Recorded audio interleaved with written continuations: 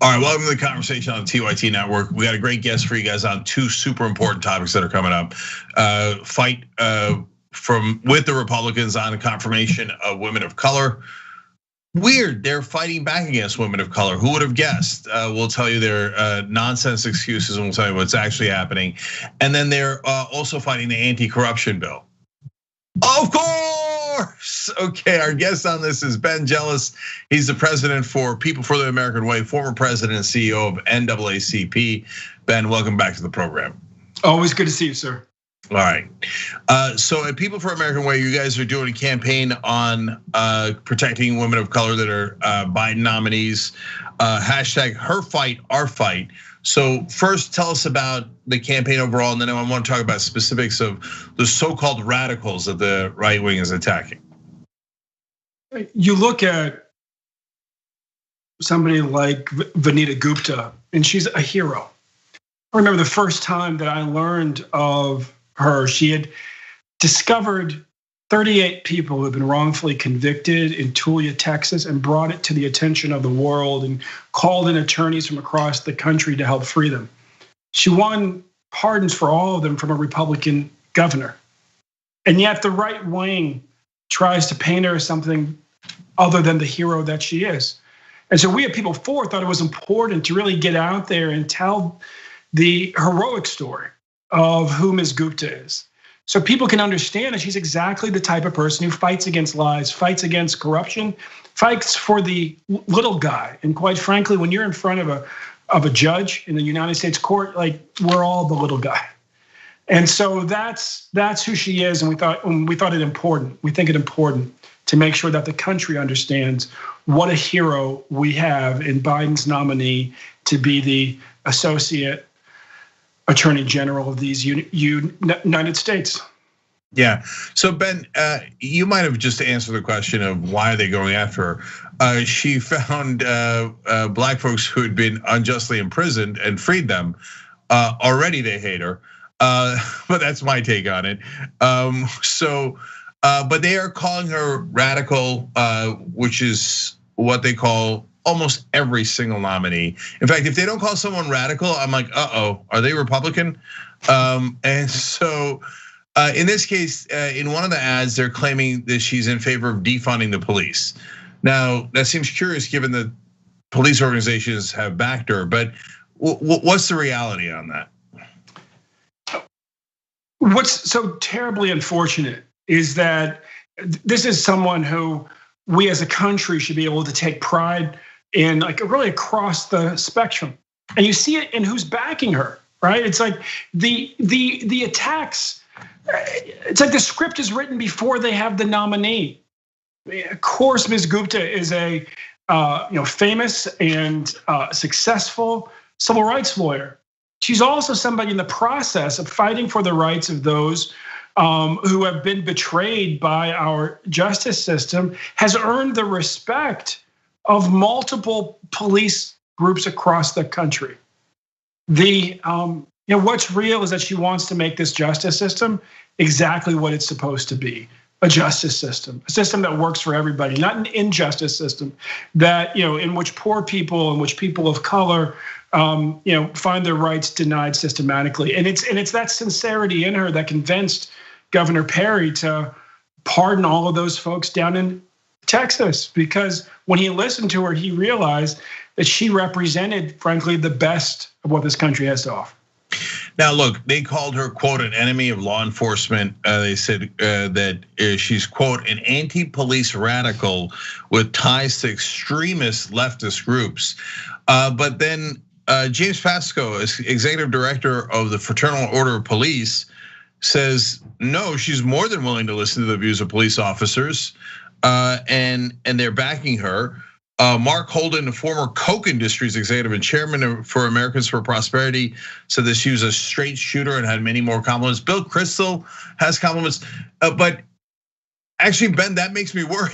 Wait a minute, the Fraternal Order of Police guy who worked at Koch Industries, Bill Kristol.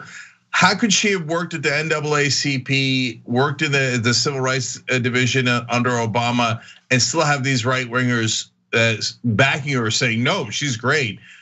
I'm actually now a little concerned that she might not be progressive enough. We have to remember what the work is in the civil rights community. When you're working on the ground and you've got to reform a police department, right? If you go back 10 years, the Obama administration, when folks like me were in the streets seeking to outlaw racial profiling, racial profiling in cities like New York. As a civil rights organizer, that was my job. She was at the NAACP Legal Defense Fund or in the administration.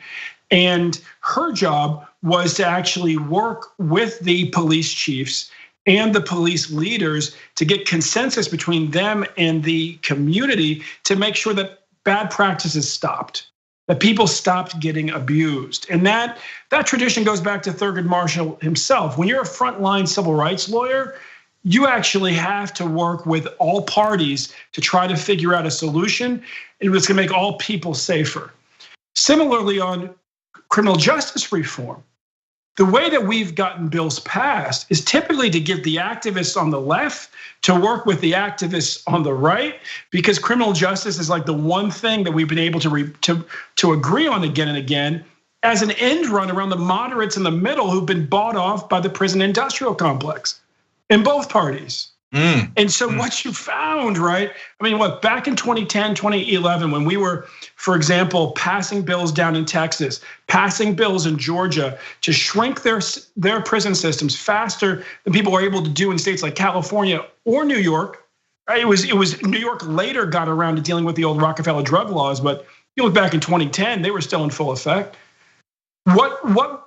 The way we did that was we listened to the Tea Party, and what we found was this. They had fiscal conservatives. Well, that was an easy argument to make because the bloated prison spending was wasted. They had religious conservatives who were running prison ministries.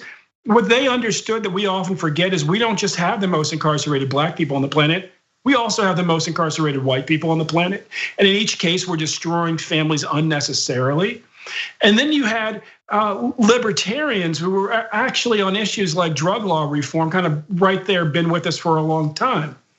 And so it's important when you're an organizer, when you're a civil rights worker, to not just focus on what you disagree with people on, but even if you disagree with them on 99 things, if you can find the one thing you can agree on, to go get that done.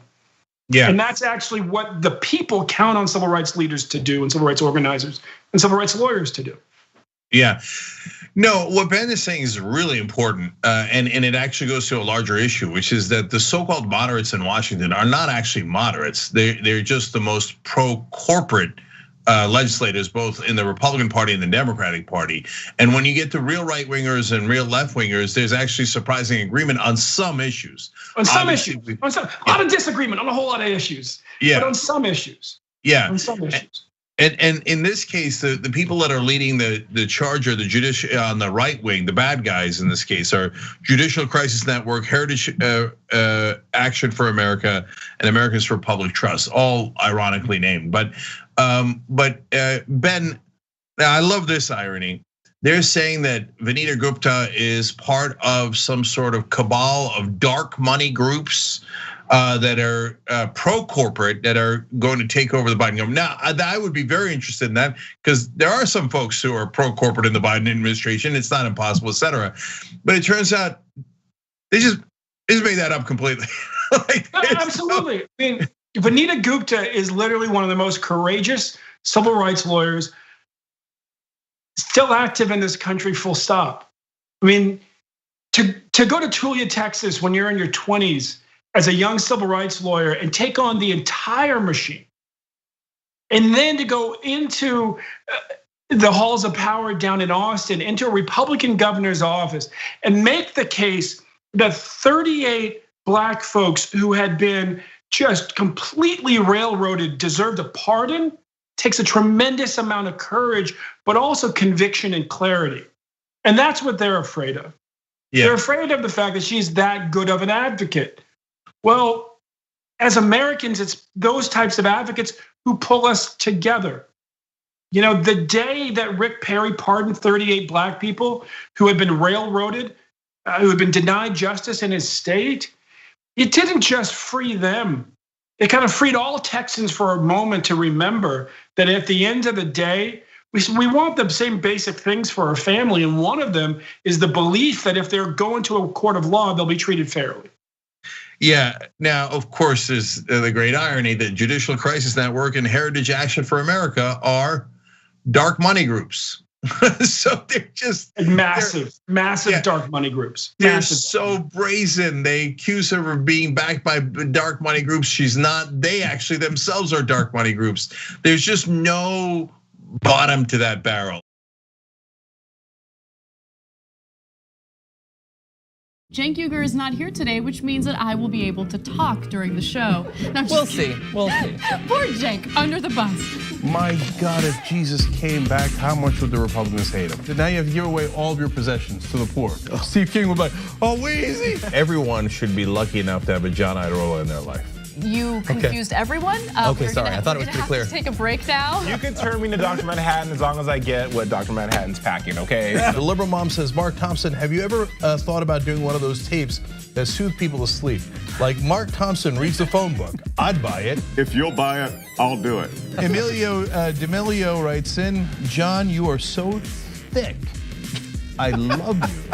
That's what he wrote. Pork Chop Express writes in and says John Iadarola needs a new jacket. Whoa. Those 24-inch pythons are about to burst out of his sleeve. Gun, baby. You know, the two people here said that their moms were both in love with you over Beauty and the Beast. Mm-hmm. That's an improvement. I usually get grandmothers. Charlie Turk. No, wait a minute, don't you dare. Chemical castration when we return from the break. I hope that, who they choose for the White House isn't just a borderline Klansman. That's all we gotta hope. That's it, we will settle it. She's cute. I didn't say that about Laura Ingraham. Scandal at TYT. Did Anna comment on my tan yet? No, she hasn't. You're a good bosser. But Anna did say that I come in here today with a fresh mind. That's all I'm about. I'm about a fresh mind. I can't with you right now. Okay? She just can't. She can't, but nonetheless, we have to for another 3 hours. I'm back, baby. Let's rip in the Republicans. See, don't miss the live show. That's great. Tell people, if you're a member, you get the whole live show whenever you want, because this stuff doesn't go into any of the clips.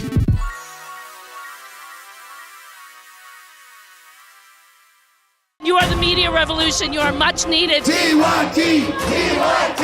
The place is like 95% TYT on.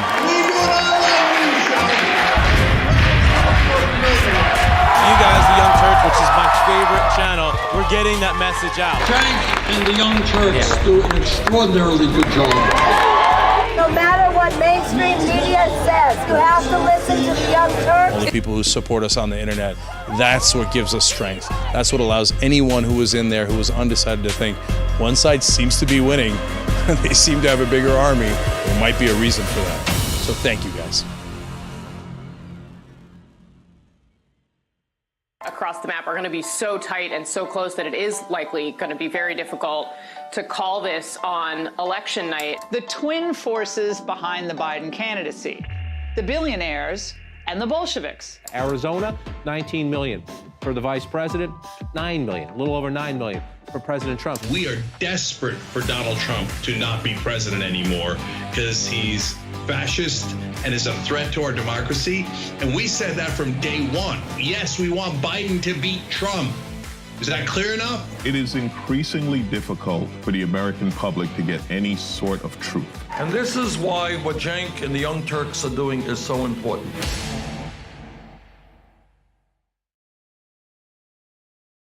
Here at TYT, we strive to instill confidence in our voters by educating them with factual, reliable, and easy to understand political information. And that's why we've partnered with Politiscope. Politiscope is the easiest way to understand the policies that your elected officials vote for and against. They also have the same goal of changing the perception of politics and reshaping the way political information is sought out and consumed. Politiscope strips away all the unnecessary complexity of politics and empowers voters with raw, unbiased information about elected officials and the policies they support. You can download the Politiscope app on the App Store or on the Google Play Store.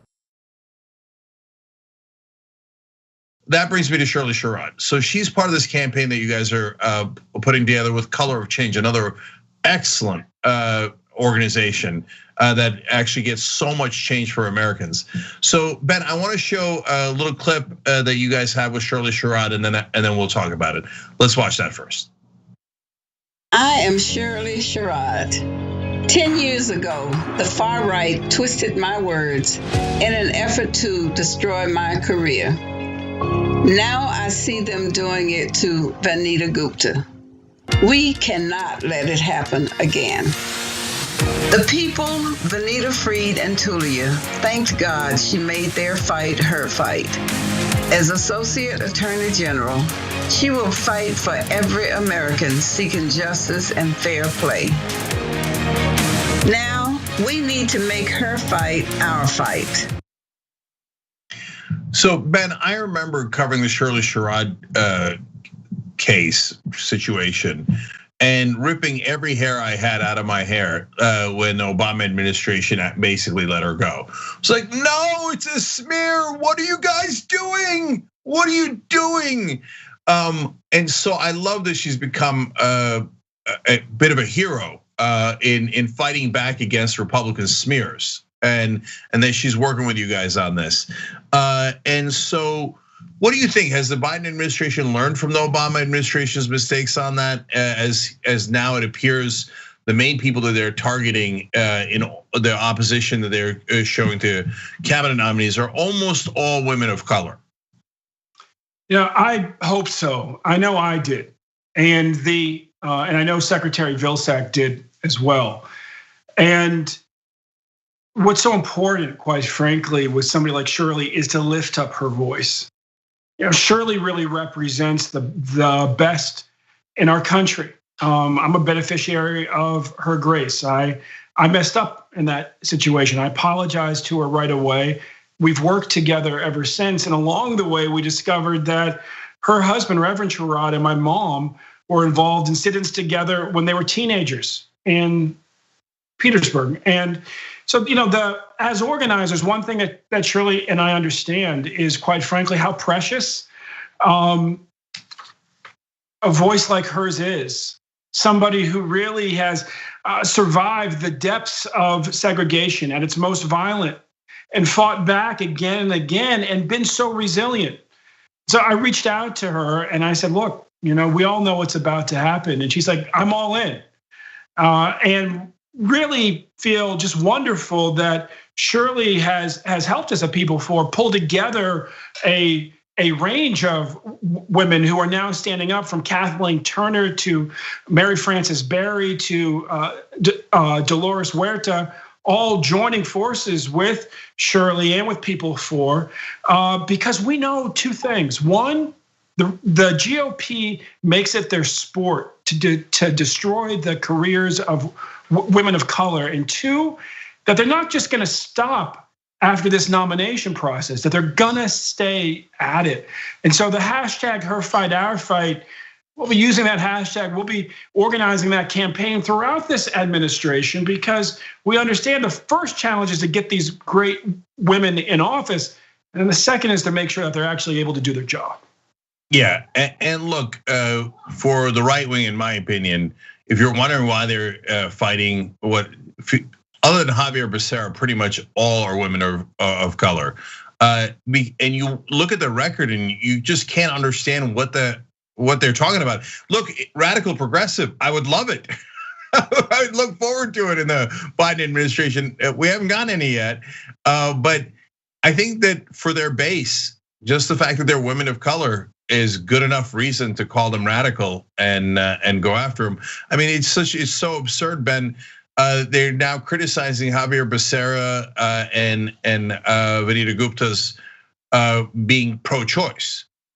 What were they supposed to be? Anti-choice in a Biden administration? I mean, so how? Like, bottom line, one last thing on this before we move on to the HR one is so important. How do you deal with absurdity? How do you like? Are we trying to convince Republican senators to not vote against them, or do we just not care? I vote for not caring, but are you probably more diplomatic about it? Well, I mean, look, I'll tell you this. You know, I cut my teeth as an organizer and as an investigative reporter in Mississippi. And one thing I learned as an investigative reporter at the Jackson Advocate, the little newspaper that kept getting firebombed in the 80s and 90s, real last firebombed in 98, was that when in doubt, just follow the money. And what you see with these Republicans is that the same moneyed special interests that support groups like the Judicial Crisis Network are the same ones who support the politicians that are, pushing through pro-corporate nominees and frankly fighting against anybody who might actually stand up for the people of this country. And that's where I kind of dig in and fight. I deeply believe that our country has a great future. As an organizer, I understand my responsibility is to help make it that great future come faster. And right now, whatever they say in Washington, whatever that Republican senator who's attacking one of these nominees is saying is the reason. What's really the reason is that they got moneyed special interests in their ear saying take them out. Yeah, no, that's just the reality of it. So speaking of moneyed interests, that brings us to HR 1 and what's now being called For the People Act. Passed in the House last time around, passed again just recently, and will now go to the Senate, where we're gonna find out what the Democrats are gonna do about the filibuster. So for those who don't know, Ben, you're about to testify, and we're talking Monday night. You're gonna testify Tuesday when folks are seeing this interview. So tell us what's in the bill and why you're testifying on behalf of it. This bill really would have been the culmination of John Lewis's life. This is what he fought for. It's about getting money out of politics. It's about making sure that people can vote unencumbered. It's a companion with the Voting Rights Restoration Act, HR 4, and together what they make is really the protection of voters across the board in our society and a federal pushback against the horrendous voter suppression we're seeing happen now in about almost 36 states, about 33 states. And so that's the purpose of this bill, is really get money out of politics, protect the voting process, stop the voter suppression. And you add that up with HR 4, the Voting Rights Restoration Act, and what you'll see is a democracy that's much better functioning.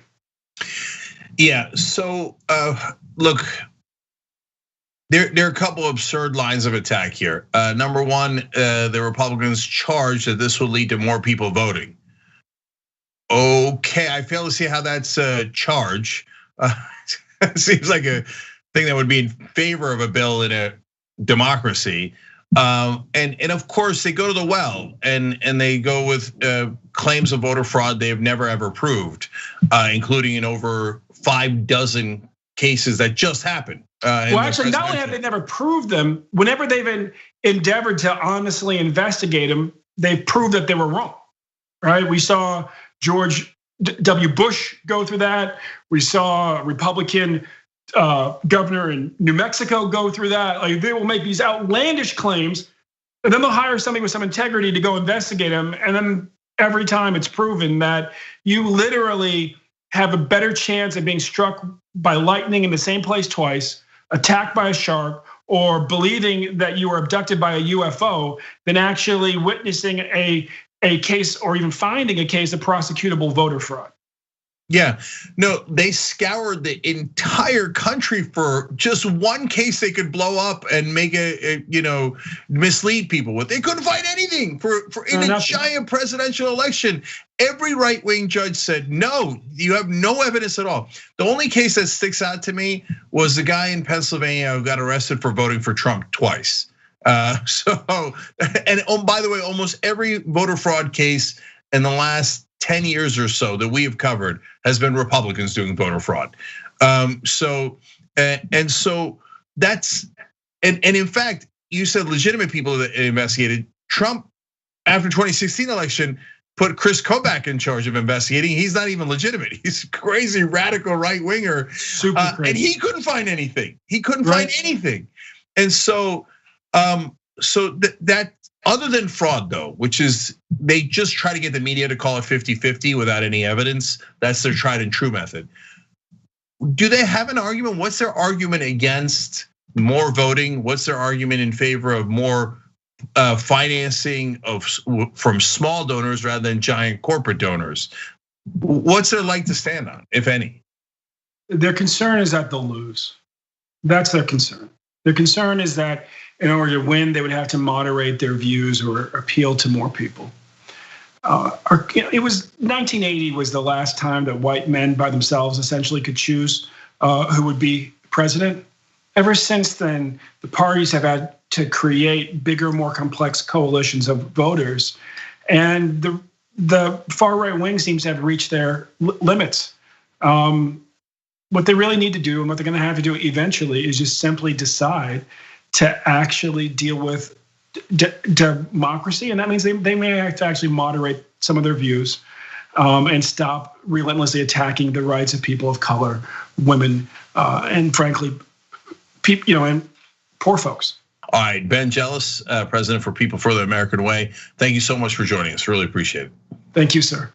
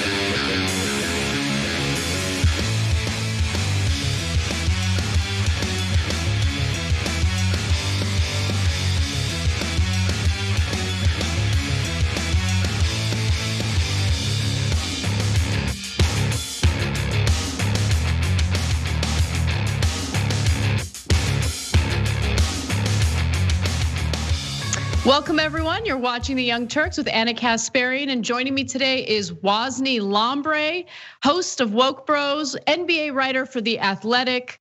Wosny, tell the people how you're doing today. I'm good, man. I'm just happy to be back as always. Internet looking really full and clean and ready. We're not gonna have any hiccups today, Anna. No hiccups, no hiccups. I promise you the tech hiccups are rare, especially given that we have everyone working remotely, this far into the pandemic. But last time we did have a little bit of a snafu. This time, let's just cross our fingers and hope that everything goes smoothly. But we got a lot of news to get to today. Later in the show, we're going to discuss Piers Morgan having a temper tantrum and walking off set. What is the fate of his media career? We'll delve into that. We'll give you updates on the unionization drive among Amazon factory workers in Bessemer, Alabama. We'll also talk about how corporate Democrats apparently not good sports about losing elections. We'll give you an incredible story out of Nevada as well. But before we get to all of that, let's update you on what conservatives continue to focus on in lieu of any actual robust policy proposals. Republican senators, all of whom voted down much needed coronavirus relief, are now attacking Democrats for provisions that were also included in previous economic relief bills under the Trump administration. We begin with Tom Cotton, senator, who in a series of tweets claimed that, this bill, it's gonna give money to prisoners. He tweeted about it saying, Dzhokhar Tsarnaev, that's the Boston Marathon bomber, murdered 3 people and terrorized a city. He'll be getting a $1,400 stimulus check as part of the Democrats' COVID relief bill. He repeated this talking point on Fox News as well. Here it is. Is that true that Dylan Roof, the guy who walked into that church in Charleston, South Carolina and killed all those people, he's gonna get a check? Every prisoner in the United States, if they have any tax forms filed, is eligible for a check under this bill. The Democrats had a chance to stop that from happening on Saturday morning, and they voted it down. I suspect you'll be hearing more about that next year on the campaign trail. Listen, Senator, it's so disturbing because this was supposed to be the easiest thing to get bipartisan support for. Now, Cotton, in this rare situation, is not lying. The bill is written in such a way where prisoners do qualify for the $1,400 check. There's just one caveat that people should know about, and it's that these same Republican lawmakers who are now pretending to have an issue with this voted in favor of previous coronavirus stimulus bills that had the exact same provision. And just to give you the details of that, Daniel Dale, CNN's notorious fact checker, writes that prisoners, like other individuals, were eligible for checks up to $1,200 per individual from the first bill Trump signed, and up to $600 from the second bill Trump signed, depending on their income. Both of those bills were approved by a Republican-controlled Senate, and Cotton, of course, voted for both of them. So, Woz, are you surprised at the political angling that's taking place among Republicans right now? You know, it's quite interesting to watch the dance that they try to play as far as coming up with valid reasons for their constituents as to why they don't support direct aid to all of them. And I actually watched your piece, your segment on Jacobin yesterday as I was building a brand new coffee table, and or I was listening to it. And you talked about how this idea of bootstrap mentality is not in vogue anymore. It used to be, we could say, we don't want to do anything for fear that the wrong sort of money grubbing, not hardworking enough people don't get it. But increasingly we're noticing that Republican base voters, Tom Cotton's constituents, happen to fall into the group of people that need help from the government. So that line of talk, like, it used to work. Like, it worked in the 80s. It worked during the Clinton era when they passed welfare reform. It worked in the past, but so many people have been failed by the policies of the federal government that this line of talk, it can't work. Like, this idea that somebody's supposed to be like, I want $1,400 because 2 death row inmates got checks. That it just doesn't make any sense whatsoever. And it's just Cotton just grasping at straws, obviously. Right, and it's not just Cotton. I mean, I've noticed I mean, it's a continuing trend, but the Republican Party has seemed to kind of like ramp it up in recent months regarding the culture war and the fact that they're just falling back on tactics that they heavily relied on previously that I don't think have a similar effect today. First of all, I mean, I'm sure that some conservatives, older conservatives, will hear that talking point. They won't care that Cotton had voted in favor of similar legislation twice. They'll just buy into the fear mongering about how, our precious resources are going to prisoners.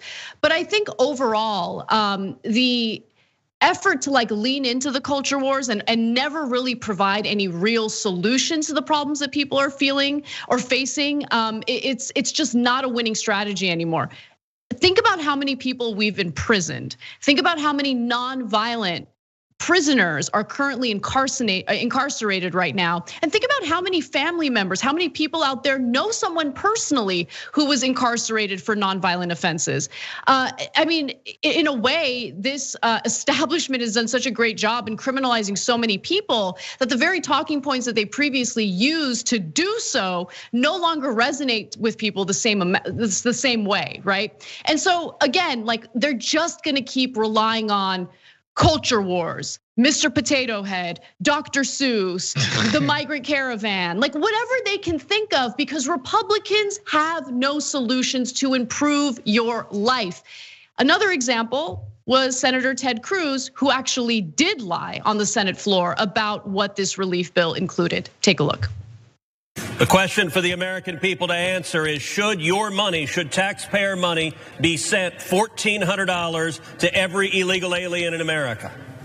This amendment provides that it should not, that stimulus checks should only go to American citizens or to people lawfully present. Now, the Democrats may say their language allows for that, but they know that the IRS treats someone who was illegally present in the United States for 31 days last year as a resident alien. And so this corrects that and ensures that illegal aliens are not eligible for taxpayer-funded stimulus checks. The senator for Illinois. Mr. President, the statement of the senator from Texas is just plain false. False. Let me be clear. Undocumented immigrants do not have Social Security numbers, and they do not qualify for stimulus relief checks, period. And just in case you didn't notice, they didn't qualify in December when 92 of us voted for that measure, and they don't qualify under the American Rescue Plan. Nothing has changed. And for you to stand up there and say the opposite is just to rile people up over something that's not true. Will the senator yield for a question? No, I won't. So that was Senator Dick Durbin fact checking Ted Cruz in real time, and the fact check is accurate. None of this money, none of this relief goes to the 11 million undocumented immigrants in this country, people who actually do pay into taxes but don't get much in return, especially when it comes to the millions that they spend on Social Security taxes. And then of course they don't actually get Social Security protection later when they're at the age to retire. They cook, they clean your houses, they do your landscaping, they grow your food. I mean, the list goes on and on. There are no winners in that video, if you ask me, Waz. I think both parties are wrong. Number one, with Ted Cruz fear mongering and lying about what the bill actually entails, and also the Democrats' willingness to go along with this, in my opinion, flawed logic regarding who should and should not qualify for this relief. Yeah, the Democrats are just never good at, if you don't like the answer, change the question. They're not good at diverting the talk from something different, because they don't want to come out and say we want to use tax dollars on quote unquote illegal aliens, right? Which is just a ridiculous distinction for undocumented people anyway. But again, it's funny. Every time I'm on here, we have a Ted Cruz segment, and it's always him doing the same thing, just being as nakedly cynical as possible. He just wants to be the guy to be seen who brought a bill, who made people vote on whether or not illegal aliens should get money that they're not eligible to get, right? Like this is just the stupidest thing. It's just to try to curry favor. He's not talking about any of the substantive portions of the bill or who's actually going to get it and why they deserve it. He wants to make his no vote on a bill that has a popularity at about 68% in the country. Like this bill is extremely popular. So, you see it with Cotton, you see it with Cruz. They have to come out and try to justify why they are against the American people and getting them the help that they so desperately need. And this is just an ugly, cynical ploy to get people riled up about something that a lot of people are, quite frankly, scared and riled up about, which is undocumented people in this country allegedly using up all of our resources, which is just insane. And again, I hate to sound like a broken record every time I come on here. They never ever make these type of arguments when it comes to how much money tax breaks corporations are getting. Nobody ever said when Trump passed a record-breaking tax break, nobody said, hey, that's tax revenue that belongs to you and could be going towards helping your life, going into the pocket of some fat cat. Tom Cotton wouldn't dare do it, and we know Ted Cruz wouldn't do anything like that either. And so that's why we gotta look at this stuff for what it is, which is horse manure, Brett. Yes, that is a good euphemism for what you really wanted to say. It's a good substitute. No, but Waz, you're so right. I mean, the corporate angle is important to bring up, but this relief bill also extends to all sorts of entities that pay nothing in federal taxes, including religious organizations, private schools. They qualify for this relief, but when it comes to literally tax-paying undocumented immigrants who don't see that money come back to benefit their lives later, no, we need to fearmonger about them and pretend as if they're a drain on our resources. Let me just remind you all that many of these people are essential workers in this country who aren't offered the same protections that documented workers get. And so to treat them as they're subhuman, to dehumanize them on the Senate floor like that is absolutely disgusting. Well, let's move on to something that's been worrying me ever since the Capitol riots took place, and that's what the Capitol will look like moving forward security-wise. A new report on Capitol security recommends significant changes that could limit Americans' access to the area following the January 6th riots. Now, this was a report ordered by House Speaker Nancy Pelosi. She wanted to see what type of flaws there were in the security surrounding the Capitol, especially after the riots took place on January 6th. And the report was led by former Hurricane Katrina commander and retired Lieutenant General Russell Honore. And these are his recommendations, not all of them, but the ones that I think are worth highlighting. So the final report calls on more than 1,000 Capitol police officers, a dedicated quick reaction force, so hiring more of them, and the installation of retractable fencing around the complex. So the retractable fencing, I want to know what that means, what it looks like. I know that if you before January 6th, if you wanted to visit the Capitol, even go inside the Capitol building, you had access to it. And based on this report, it seems like access will be restricted. And I don't know to what extent. It's unclear which of these recommendations they're going to implement. But one of my previous fears is already confirmed. They are planning on hiring more police officers. They're also doing away with certain oversight, which I'll get to in just a second, regarding whether certain law enforcement can unilaterally take action against what they perceive to be as a threat. I'll give you the details in a minute, but I wanted to get your initial thoughts so far. And I think anybody who's an avid listener or watcher of MSNBC or CNN should close their ears right now. But I happen to be somebody who was quite impressed that day that people could actually get that close to senators and Congress people like that, right? Like I was actually shocked and heartened by the fact that these people could be touched. Like these people who come out and play with people's lives every single day. And again, I don't agree with any of the people that were at the Capitol, but I automatically could see the happenings of that day coming back to haunt us in this very way. An overreach, an overreaction with more police presence, more military presence, treating the White House, again, which is supposed to be a monument to the people of this country, because we're allegedly a self-government, I guess. Treating that place like as if it's some sort of military fort or military base. When again, these people make decisions every single day that affect the lives of everyday Americans, and to treat that place as if it deserves to have some force field from the very people that they've been charged to govern, I wholeheartedly disagree. Obviously, what happened that day was horrible. Obviously, those people who behaved that way should be dealt with and pay the repercussions, whether that be jail, fines, whatever the case may be. But the idea that you would treat, the White House and the Capitol like Fort Bragg now or Fort Knox is patently ridiculous. Again, this is supposed to be a self-governing democracy. Those people in the government shouldn't be treated like, Fabergé eggs.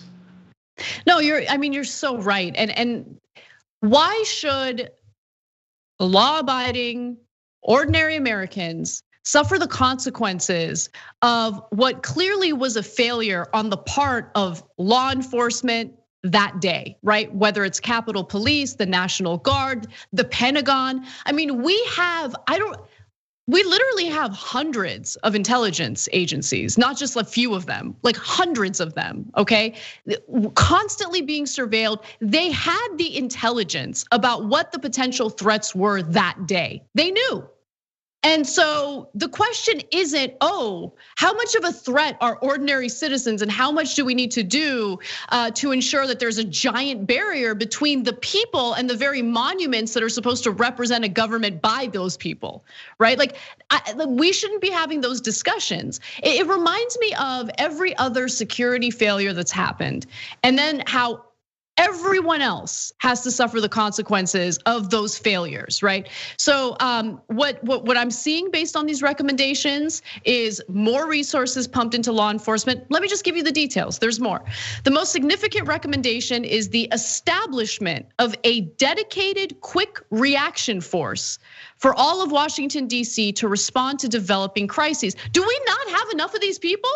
Like we need to have another government agency to do this, really? Okay, let me give you more. Honore's team proposed 3 options: a force consisting of multiple law enforcement agencies that is granted legal authorities and funding, a force run by the DC National Guard that draws from National Guard units across the country, and a permanent military police battalion housed within the DC National Guard. So it's like these people F up, and then we punish them with more manpower and more funding. That's what we do. And congratulations to all the anti-government militias that showed up to the Capitol that day to engage in that riot. Your anti-government mission seems to have failed because now they're doubling down on more government, more surveillance, and less access to the Capitol. These people are, anyway, go ahead, Boss. Yeah, it's just interesting to see the types of things that our government officials are more than willing to always throw more money at the problem, right? When it comes to helping normal everyday people, the idea that you would just throw money at them and their problems would be solved, which they would, by the way, just so we're clear, like the problems of rent and tuition and groceries and different things are problems that absolutely would be solved by money.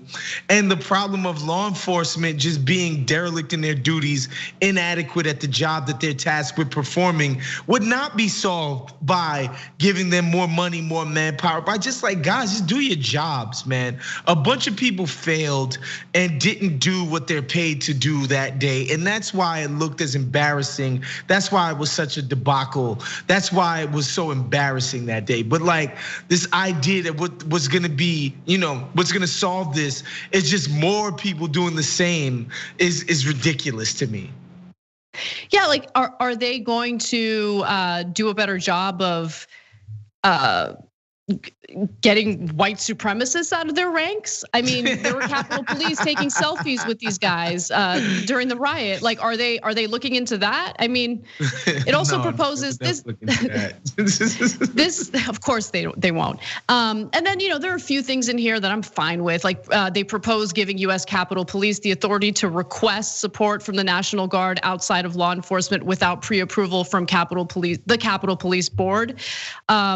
And they're clear about it only happening in extraordinary emergency circumstances. Like, I don't really understand the bureaucracy behind that. Like, if you need backup, can't you just hit the right government agency up and be like, yo, I need backup. This is a crisis. So if there's an issue with too much bureaucracy and the recommendation is to get rid of that bureaucracy, fine, I'm okay with that. But another recommendation calls for Department of Defense directives to be amended to allow the head of the DC National Guard to retain emergency authority to quell large-scale civil disturbances. I'm gonna need a little more elaboration on that one. Like, what does that mean? Right, so I don't like the idea of providing more power and less oversight to law enforcement agencies. I don't like the idea of pumping more money into a failing system. I think that there needs to be more of an investigation into who serves within the ranks of these multiple police departments or law enforcement agencies. Those are things that we can do, but providing more barriers, making sure that everyone else suffers the consequences of their failure is wrong. And for all the Republicans out there, like Kevin McCarthy, for instance, who are whining and crying about how, oh my God, this is so unfair. They're shutting down access to ordinary Americans. Look at these terrible Democrats. No, it's because you guys emboldened the behavior that took place that day and continue to make excuses for it, which is why A, that event happened, and B, people are terrified that it's gonna happen again because the Republican Party refuses to just clearly and unequivocally shout that nonsense down. They won't do it. So, I mean, it's ridiculous that they're now acting as though they're the real victims here, when in reality, we wouldn't be in this situation in the first place if it weren't the constant incitements by Trump and all of his cronies. Yeah, I mean, these are the kinds of issues that these guys literally have no legs to stand on, right? The rhetoric that's used every day by the types of people who quote unquote stormed the Capitol, which I hate using that rhetoric because it's like these guys went in there for photo ops. But the rhetoric that those guys used and the conspiracy theories that they push are regularly parroted by Republican officials, right? I think, it always annoys me to see Democrats try to out-reactionary the other side. When it's like, no, that's what they do. You'll never see Republicans trying to be more liberal or trying to be more environmentalist or trying to be more anything that the Democrats purport to be, right? But the Democrats are constantly trying to outdo the Republicans at their own game, and it's to their detriment and to the rest of us. As a New Yorker, I can speak to something quite similar to this, which is Donald Trump's Fifth Ave building, the Trump Tower, was already in a major tourist destination, right? Like Fifth Ave is a bunch of shops, high-end shops. You can, it's where a lot of people go to shop when they come to New York as far as tourists go. So it's always heavily populated. Rockefeller Center's over there. There's so much foot traffic already. And then when Donald Trump became the president, people weren't happy about it and would go visit his damn building all the time. So what was a cluster mess up, became even more messed up, Brett, because So many people were sort of picketing Donald Trump's building. And then what happened? NYPD decided to treat it like a war zone, and they basically occupied all of Fifth Ave for years. And it was basically impossible to get around down there. And this is essentially what the Democrats want to achieve in DC, because a bunch of people went and took pictures and stole laptops and did all the silly stuff that those stormtroopers did that day. Yeah. Well, we got to take a break, but when we come back, corporate Democrats do not react well to losing. We'll give you the latest example out of Nevada, and just a spoiler, little spoiler, they did not lose to Republicans. So I love that story, it's one of my favorite. And then updates on the Union Drive in Bessemer, Alabama. We have that and more when we come back, don't miss it.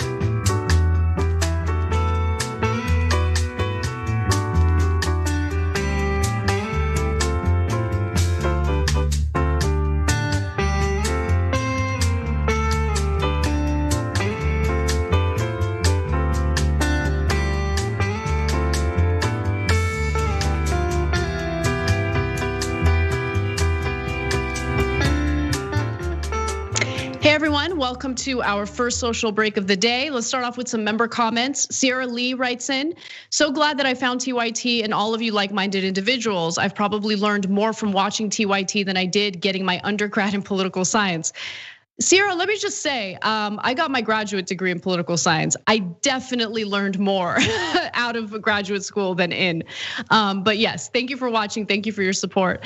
Irene wrote in and says, this is why they gerrymander, meaning Republicans, and suppress the vote. No one likes the GOP. Well, you're onto something there, Irene. We do have a story about that later in the show. The efforts to suppress the vote have gone into overdrive. It's pretty insane. Mickey C. Anytime the Dem calls out a Republican on the floor, the Republicans throw tantrums and demand decorum. A question I asked during the first impeachment trial still hasn't been answered. Why are they permitted to outright lie on the floor? Decorum? Yeah, I mean, when don't you hear lies? I mean, they lie in press conferences, they lie in the media, they lie on the Senate floor, the House floor, it doesn't really matter. And both parties are certainly guilty of that. But in the examples we provided today, it was those Republican senators. Hippies for Bernie says, just renewed my 1-year TYT membership, thank you. After not being able to for over a year due to financial problems because of the pandemic. I'm so excited and happy to be back with my TYT fam and support progressives in any way possible. Also, I want to apologize to everyone on behalf of West Virginia for Joe Manchin. He's a tool of the worst kind, and honestly, it's embarrassing to have him as our senator. Strong words, but you don't have to apologize. I mean, oftentimes we have people who embarrass us representing us, and that's in every part of government. Ronan Warrior writes in and says, the US Capitol Police have a quick reaction force, an SRT, as does the DC Metro Police, the FBI, etc. Why do we need another SRT in the Capitol? Because they didn't put enough boots on the ground during January 6th, please. Yeah, I mean, that's the point that I'm trying to make. I mean, it's not as if we don't already have a very well-funded security state.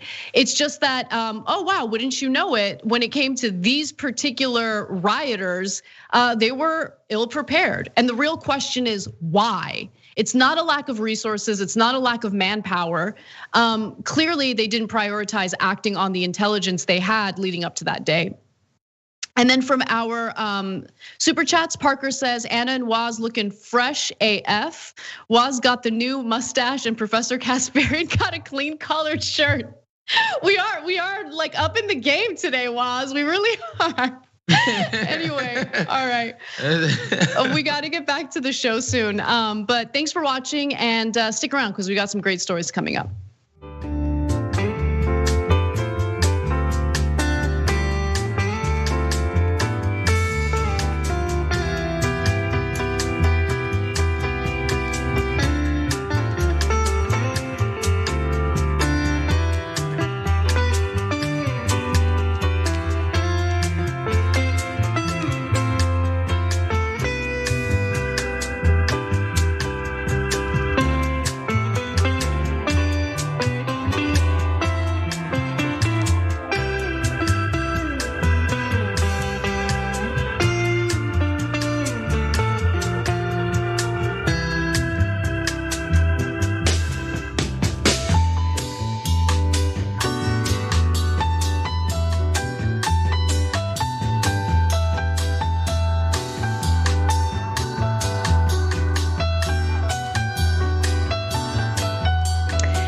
welcome back to TYT. Anna Kasparian and Wosny Lambre with you. Woz, where can everyone find your work?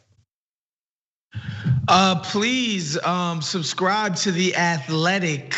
I'm an NBA and culture guy over there. I try to tackle the NBA from the sort of lens and worldview that isn't very buttoned up and very analytical and cultural, excuse me, not cultural, but like, we have enough of that kind of stuff at the site, and the people who do it are great. That's how I sort of consume the NBA, right, and get smart. And we have a lot of that at the site, but I try to take a more fun angle, a more holistic approach, and talk about pop culture, talk about fashion, talk about sneakers, talk about different sort of angles when it comes to the NBA. I'm your I'm your alternative NBA writer, if you will. And also, please subscribe to the Woke Bros on iTunes and Spotify, where me and Nando talk about political issues with a sort of leftward bent, Anna.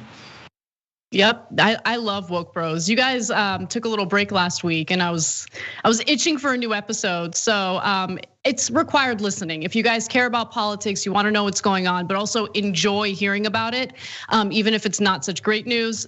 Definitely subscribe to Woke Bros. It's a great podcast. And we'll be back this Thursday, Anna, with a great guest. So you guys should definitely tune into that. Sounds good. All right, well, let's talk about probably my favorite story of the day, if not month, and it has to do with corporate Democrats in Nevada. Progressives, backed by the Democratic Socialists of America, have taken over the leadership of Nevada's Democratic Party, and corporate Democrats are not happy about it. In fact, they're so unhappy about it that they decided to quit en masse. So on March 6th, as reported by The Intercept, a coalition of progressive candidates backed by the local chapter of the Democratic Socialists of America took over the leadership of the Nevada Democratic Party, sweeping all 5 party leadership positions in a contested election that evening. Judith Whitmer, who had been the chair of the Clark County Democratic Party, was elected chair. Now, the party's executive director, now former executive director, Alana Mounts, sent an email making clear that everyone on the small staff had resigned, including the party operations director, communications director, research director, and finance director. And this is definitely relevant because what progressives tend to hear, what leftists tend to hear from corporate Democrats over and over again is this need to unify, this need to defeat Republicans, this need to work together. But when push comes to shove, when the power dynamic shifts a little bit to the progressives' advantage, seems like they're not that interested in unity. The establishment had prepared, by the way, for this loss, having recently moved $450,000 out of the party's coffers and into the Democratic Senatorial Campaign Committee's account. Now that account will put the money toward the 2022 re-election bid of Senator Catherine Cortez Masto, who, by the way, is going to come up again in the story, a vulnerable first-term Democrat. And real quick, Woz, before I go to you, I just want to give some credit to The Intercept, including Akilah Lacey and Ryan Grimm, who reported for this. And they have a deconstructed podcast episode dedicated to this story, so please check that out as well. And Woz, why don't you jump in? What do you think? Man, my favorite part of the story, Anna, was it said the groups angling for change from the left were trying to divide the party while they were trying to save it. Basically, the establishment Dems are saying that, the lefties are trying to divide everybody. They don't care about the party unity, X, Y, and Z. And what they really are trying to say is the people from the left are trying to divide the power within the party, and we're trying to hoard it. That's it. And the fact that they're no longer able to hoard all of the power and all of the influence within the party is a joke. And at later on in the story, Anna, they talk about how they didn't like the Whitmer lady because she crushed some type of diversity initiative or something stupid like that. But again, establishment, corporatist Dems absolutely never talk about diversity when it comes to people on the left. They never want to diversify in that way. They never want a diversity of thought, a diversity of approach, a diversity of, hey man, maybe we should try to serve people instead of corporations at some point in all of this while we have the power. They never want to hear those voices in the room. And so that's why it's hilarious that they always try to throw out some wokeness, diversity, unity crap whenever they get smacked up. And I'm somebody who got a lot of patronizing tweets, a lot of patronizing texts, quite frankly, from some of my more centrist type minded friends when Bernie lost. Yes, from the normies. Well, I mean, your little radical left experience didn't work. Why don't you guys fall in line and start doing the proper work of working with the party? You guys can't take your ball and go home. And then, of course, that's exactly what establishment Dems do. As soon as they get their butts whipped, they take their ball, they go home. And, I kind of respect the gangsterism of even giving yourself severances while quitting. Normally you get a severance for getting fired. These homies said, no. We're giving ourselves severances for quitting. That was kind of gangster. I respect that. No, I love that you brought that up because it reminded me of like a party in a marriage who knows that they're about to want to file for divorce, but they get their finances in order, right? Like they move the money to an offshore account. You know what I mean? Yeah. Like they get the ball rolling before the announcement is made, because like they moved like nearly $500,000 out of the coffers into like the the arm of the Democratic Party that's going to help that senatorial race. And they paid themselves the severances. You're right. That is very gangster, as you say. But look, if Democratic operatives and corporate Democrats don't pay themselves, like what else would they do? Like I don't really understand. But I love this statement from Judith Whitmer, who's now the Nevada Democratic Party chair. She says, "We weren't really surprised in that we were prepared for it, but what hit us by surprise was sort of shocking. What's sort of shocking is that for a slate that claimed that they were all about unity and kept this false narrative of division going on throughout the entire campaign. In fact, they kept intensifying that. That's what was surprising about it, was the willingness to just walk away instead of working with us. And some of you guys might be wondering, okay, well, how did they do this in Nevada? Like what was the underlying spark, like what galvanized people to really get active and elect these progressives? Well, believe it or not, Bernie's efforts in the state of Nevada really paid off for progressives, because what he did through his campaign and from 2016 and on was help to activate individuals, voters who typically would not be politically active, who would not go to the polls to vote. And once you get people fired up and you give them hope, give them something to vote for, well, then they get involved. And that's what really played out in Nevada, especially with the Latino vote. And wouldn't you know it, corporate Democrats don't have a chance as soon as you activate those people. So yeah, lots of good news. It's awesome to see people on the left get organized and professionalize their efforts and their campaigns, right? It's one thing to do your little mail-ins and your callers and your commercials, but actually being on the ground, knocking on the doors of rank and file Democratic Party voters, and not even just people that are already in the party, but activating people who establishment Dems completely ignore because we know they only care about soccer moms. Just finding new people to energize your faction is just incredible. And again, they're doing stuff like being more targeted. Their data collection efforts have ramped up. They've just professionalized the process that, in 2016 it was just a wave of an emotion of people who felt that Bernie's message absolutely resonated with them. And now in the intervening years between 2016 and now, we see that they're being more surgical, more precise about how they attack establishment Dems, because this is the only way to get things done. You have to actually accrue some type of power. This idea that you're just gonna lobby the Dems who have been in power forever to just do the right thing, and they're just gonna do it because, I don't know, like you convince them, no, power has to be seized from them, and they have to see that doing things the old way ain't gonna cut it anymore. Either get in line or get the hell out. Yeah. So I want to end this story on this one final point because it's just so good.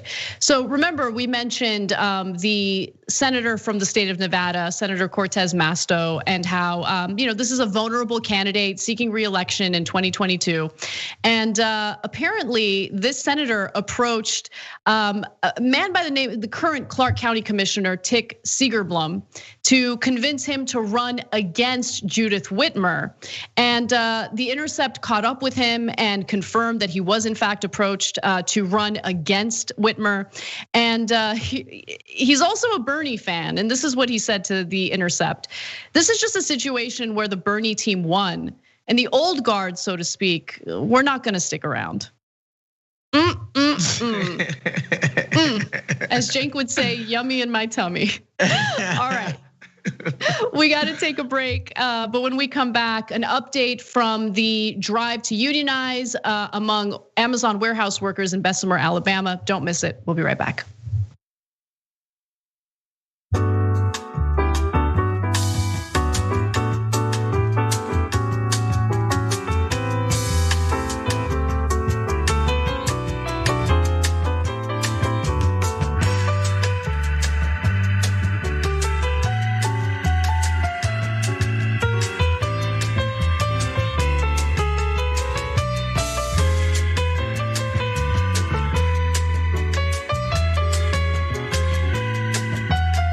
All right, I'm gonna read a few member comments and then I'll go on to other stuff, including super chats. Opinionated says, adding more security is par for the course in the United States. Remember, one person with a possible shoe bomb, that's what I was thinking about, created a TSA, and now you all have to take your shoes off. It's absolutely true. From our super chat section, YT Pre-Nude writes in and says, free market corporations sold out to the CPC.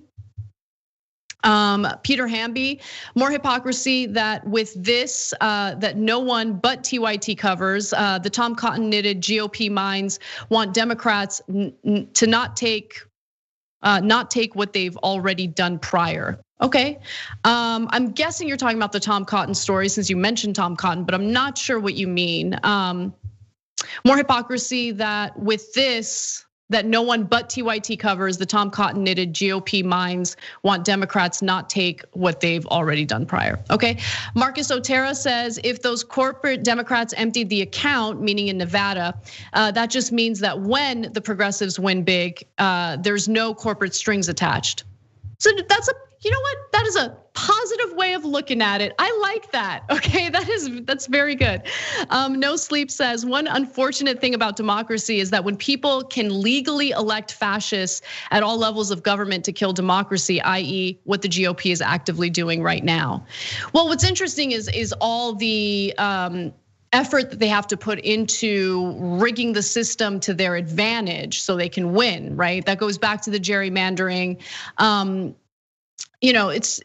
They literally have to alter the way elections are done in order to remain in power because they know their ideas are unpopular. They know that the only thing they can ever fall back on is something that's not really garnering as much attention, which is, the fear mongering, the culture wars, and all of that.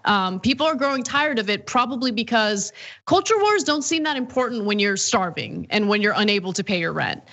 People are looking for real solutions, and Republicans are just unwilling to provide any. And look, I'm not letting Democrats off the hook. Democrats aren't nearly as bad. I mean, they just passed that $1.9 billion stimulus package, and it has a lot of really important things in it.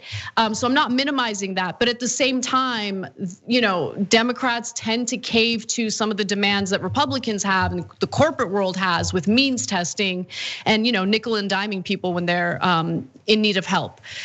All right, also thank you to our YouTube members, Donovan Stoll, Katie Peterson, Letitia Silverthistle. That is an awesome last name. And Aaron Dement. Love you guys. Thank you for supporting the show. And if you are unable to become a member, we totally understand. Easy, free way to help support the show is to like and share this stream so we can get the message out there to everyone who hasn't heard it yet. We got to get back to the show now. We'll see you there.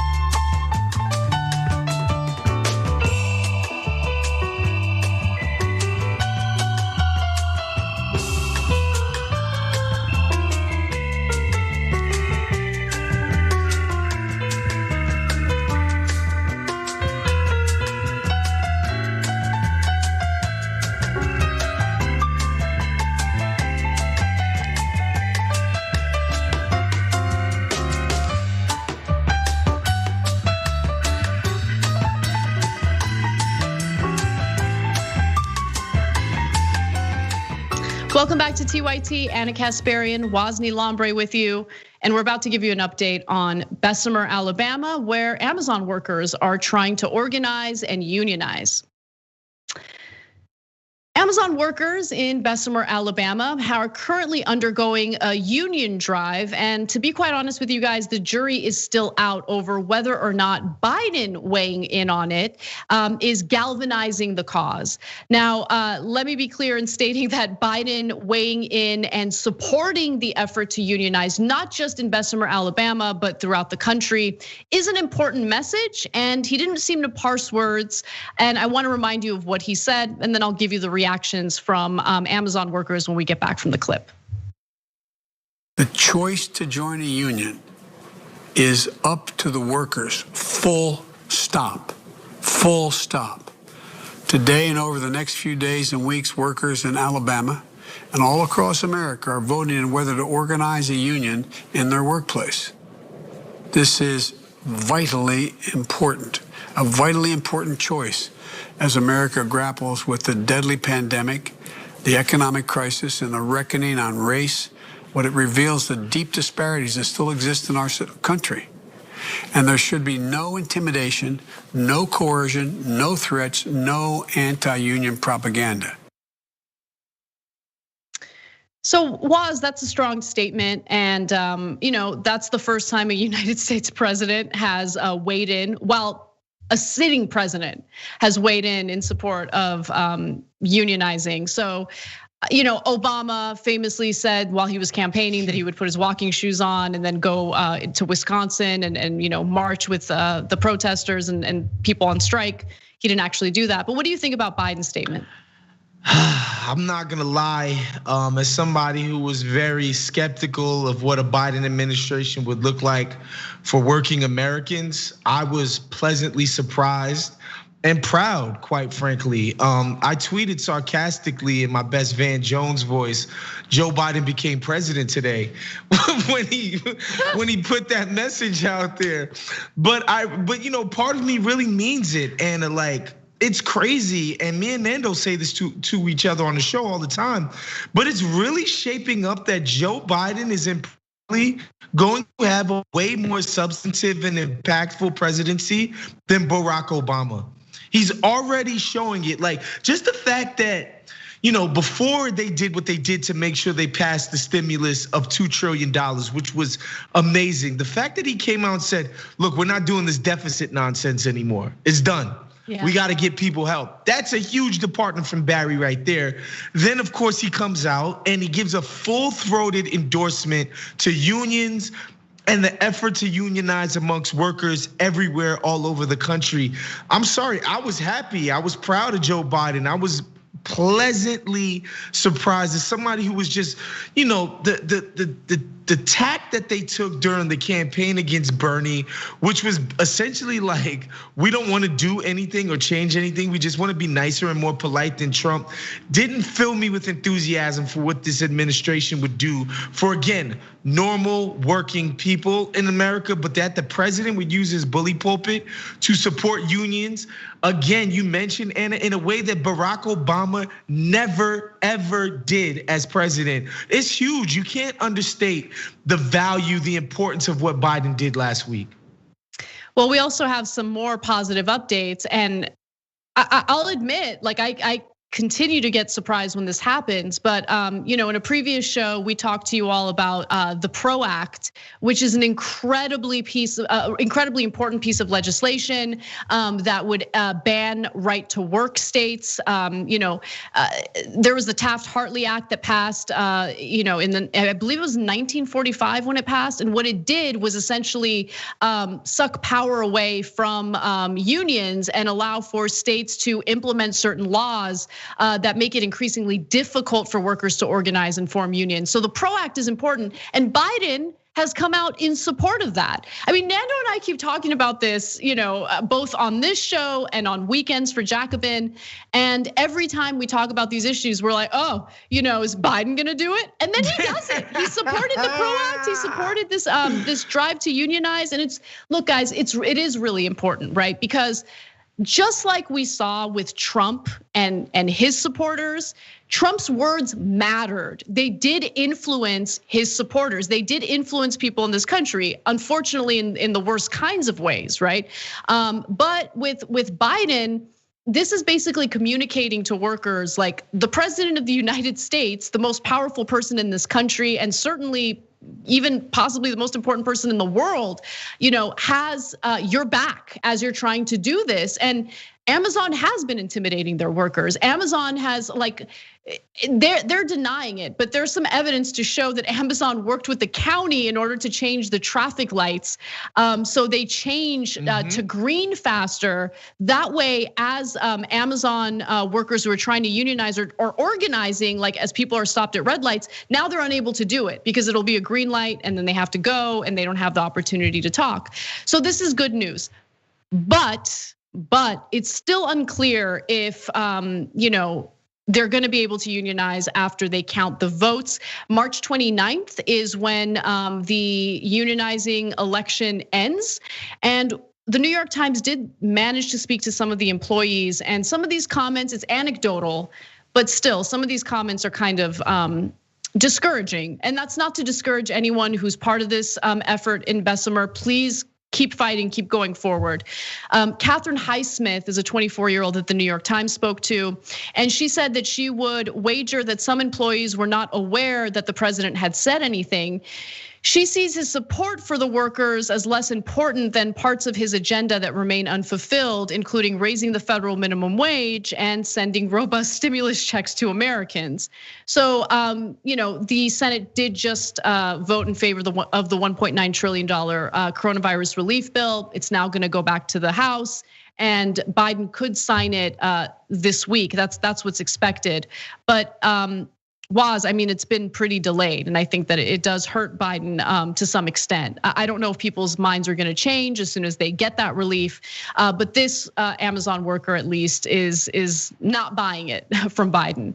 So, and let me just remind you all that there's 5,800 Amazon workers in this effort to unionize, right? So all of these people would be unionized if they vote in favor of the effort.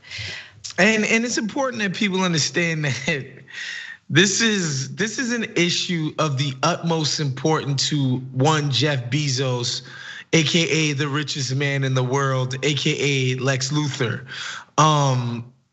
There's no doubt in my mind that a significant amount of resources have been allocated towards crushing this unionization effort. There's no doubt in my mind that middle managers and different type of people have gotten that tap on the shoulder about how they should be propagandizing people to do the opposite of this union effort, how to fearmonger, how to scare people about what their livelihoods might end up being and how their paychecks might be at stake if this unionization effort is to pass. So don't get it twisted. When you see that there are people who are not trying to unionize, believe me, there's an effort internally going on, and it's absolutely coming from the top to dissuade everybody from thinking that unionizing is the right thing to do. And I would just remind everybody who's listening to this show, even when those people like Make America Great Again, they want to go back to the 1950s. Labor power, union power was never stronger.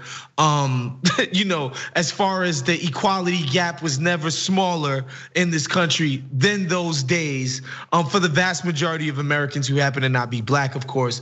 But again, the worker was never more powerful and more ascendant in those days that they claim to have been the greatest of America. And ever since corporate interests in this country have gone about union busting and just decimating labor power, rights of the worker, wages of the worker have done nothing but stay stagnant, while those at the top have gotten richer, fatter, more egregious in their actions. And so some people can say that's a coincidence, but I happen to be somebody who doesn't think so.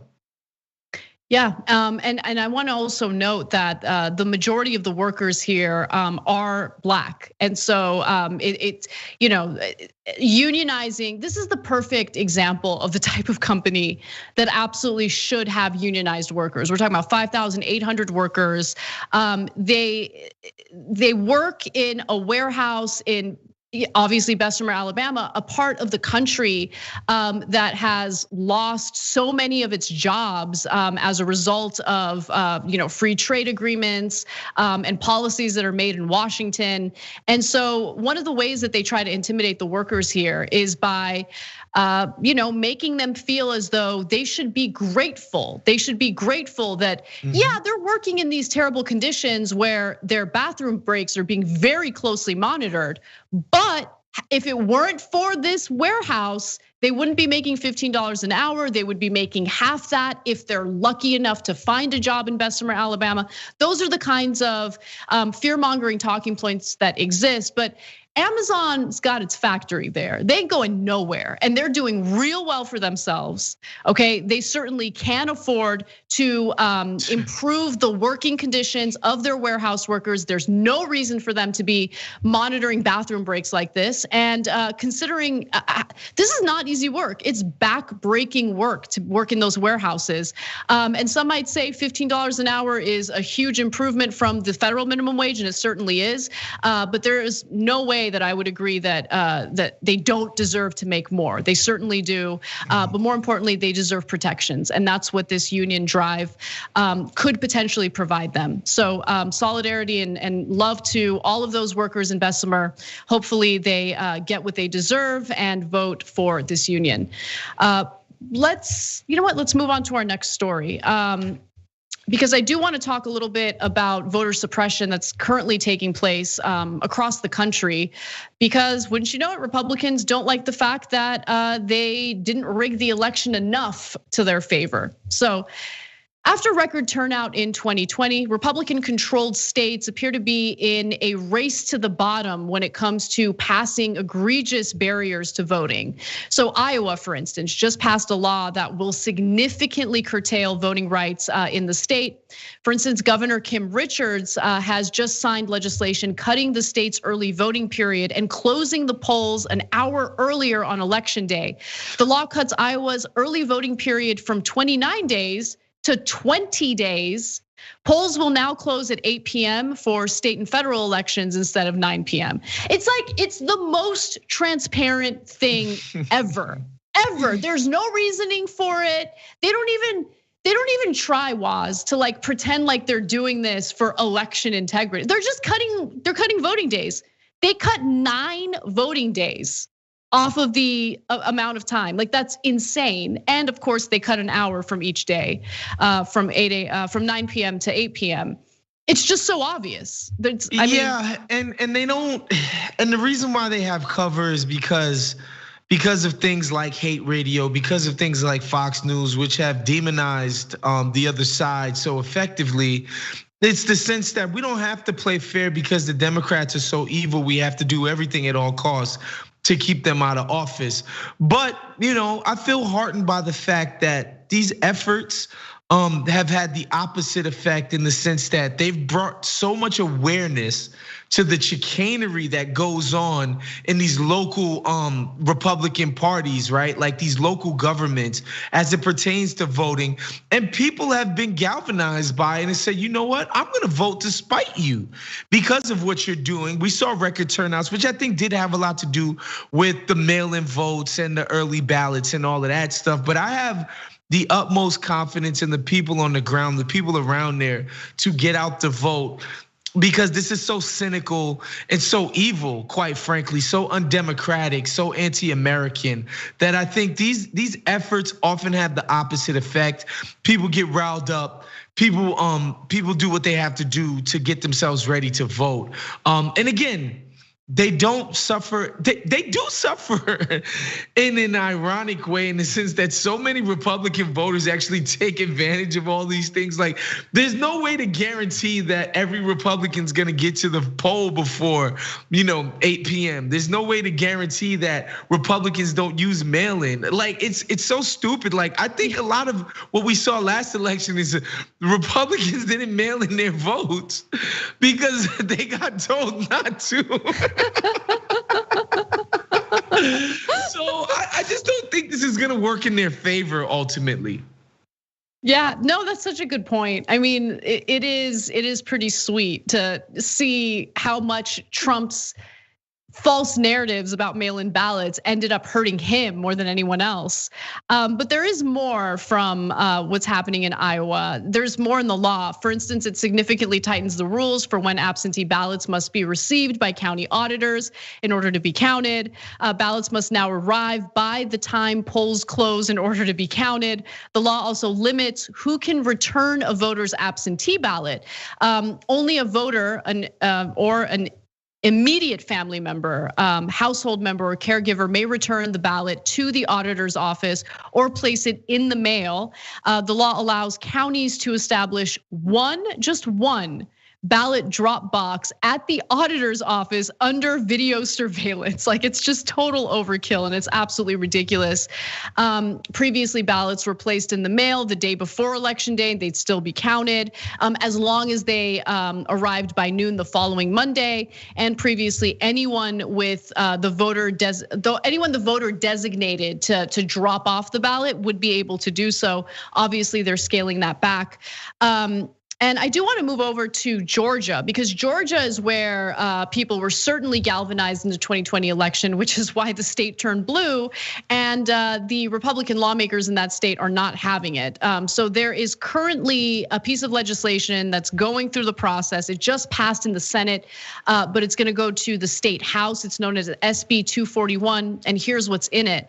Legislators approved a bill repealing no excuse absentee voting, which 1.3 million voters used to cast ballots in the mail in 2020, including 450,000 Republicans. So to your point, Waz, Republican voters could actually be hurt by this as well. They also voted to end automatic voter registration, which 5 million of the state's 7.6 voters used to register since it was implemented in 2016. They don't want a lot of people, out there voting. And one of the easiest ways to get people registered is just to register them automatically if they're eligible to vote. They want to limit that. They want to make sure that they make it as difficult, difficult and complicated to vote as possible to kind of discourage people from doing it. Yeah, it's obvious that they are not the party of ideas. This is not the party that wants to sway people on account of how great the ideas are that will eventually lead to greater lives for them. For them, it's just about getting the right amount of people riled up around issues that have nothing to do with their material well-beings, and ride that wave of emotion, of fear, of anger into power, and ultimately increasing the sort of wealth gap and shoveling as much of our money back up to the top and make sure that we get to live as paupers for the rest of our days. And this is just, this is par for the course. You never see them come out and defend this in any substantive way. It's always about, there's voter fraud and, people are voting twice and this and that. And, they're busting people down from Harlem. They're doing all of this craziness. It's always nonsense. They can never do anything on the merits. And, unfortunately, this is just the GOP. This is what it is. Yeah, you're absolutely right. And don't think that the Georgia House doesn't have its own legislation. And it's so brazen, Waz. Like one of the things that they're trying to do is cut weekend voting days to basically prevent what's known as souls to the polls, get out the vote drives that happen in black churches. Like it's just so obvious. It's so brazen. Right. Like they don't as if black people are just too stupid to hold those souls for votes on a Wednesday. Like we can just change the day, big dog. I mean, give me a break. It's so ridiculous. Anyway, well, that does it for our first hour. When we come back from the break to do our second hour, Trump is furious that the GOP is using his likeness to fundraise. So there's a battle happening behind the scenes in regard to Trump and the GOP. And then later in the show, the latest example of someone getting in trouble over tweets from 10 years ago. Is she or is she not guilty? We'll discuss when we come back.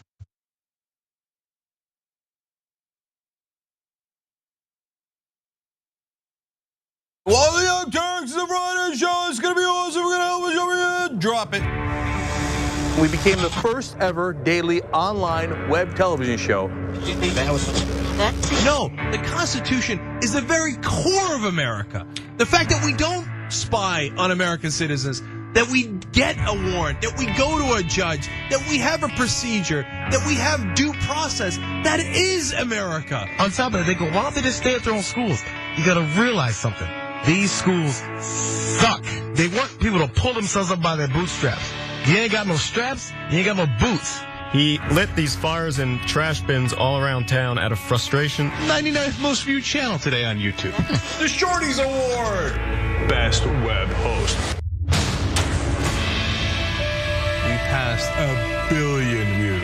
Voice Award winner, News and Information Channel, The Young Turks. Oh, another Webby. The Young Turks. Can I curse? Yeah!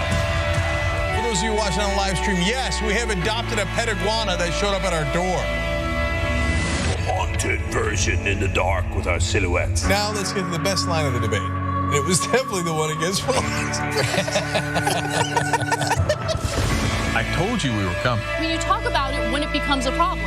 Our lack of gun control is a problem. Nonsense BS story is hurting that cause, and they need to wake up and recognize that they are being had by these people. Biggest gang in America.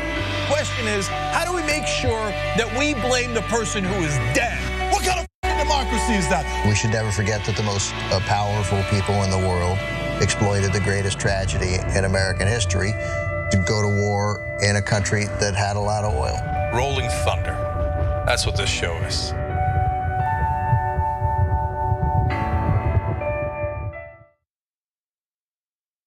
Never in my life did I think I would like to see a dictator.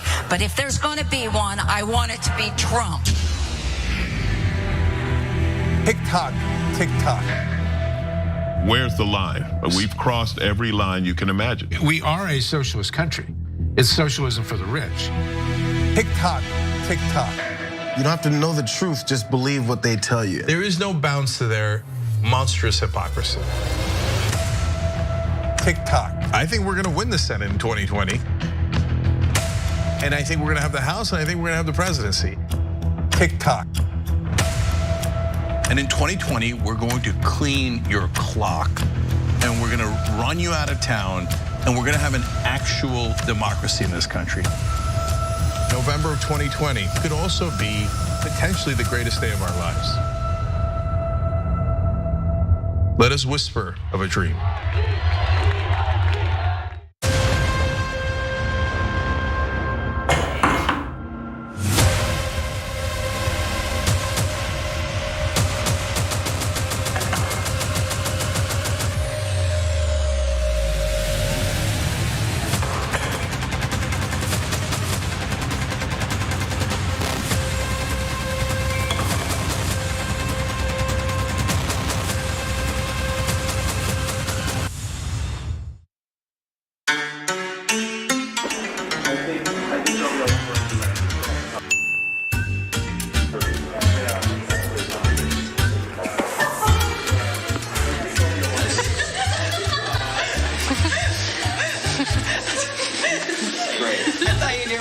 back to back that I like.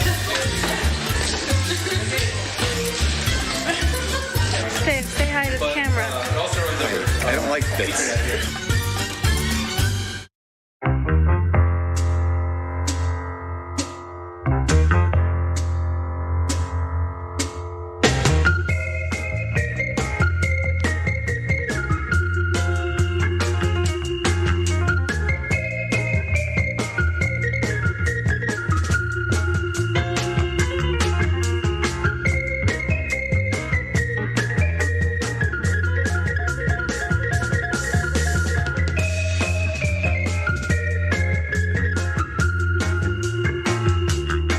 What's up, everyone? Welcome to TYT. If you're just joining us now, welcome back to everyone who's been watching.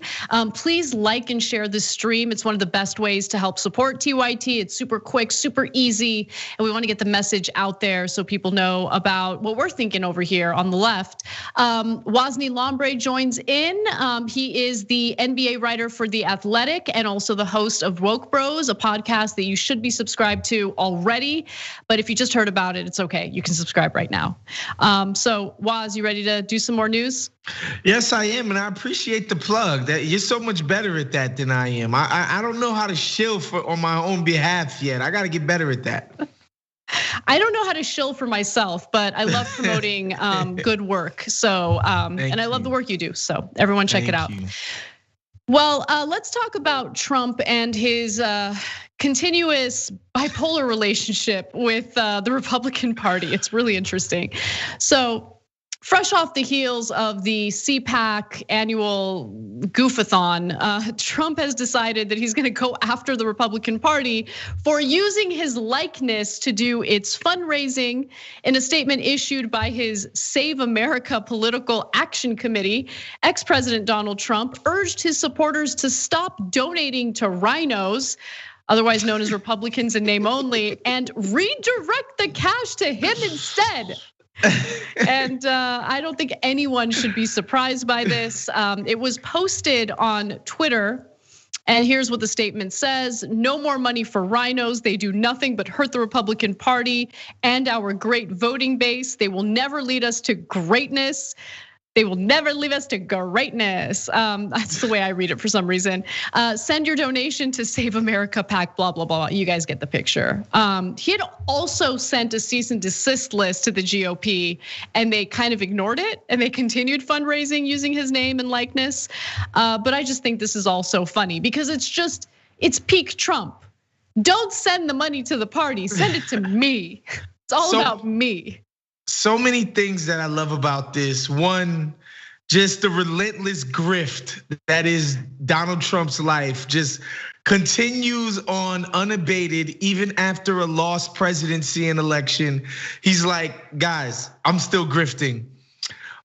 Two, what I enjoy too about this story a lot is, remember there was this sort of wishful thinking amongst establishment GOPers about how once Trump was gone, we were gonna go back to being real Republicans and blah, blah, blah, and decorum would be restored. And it's nonsense.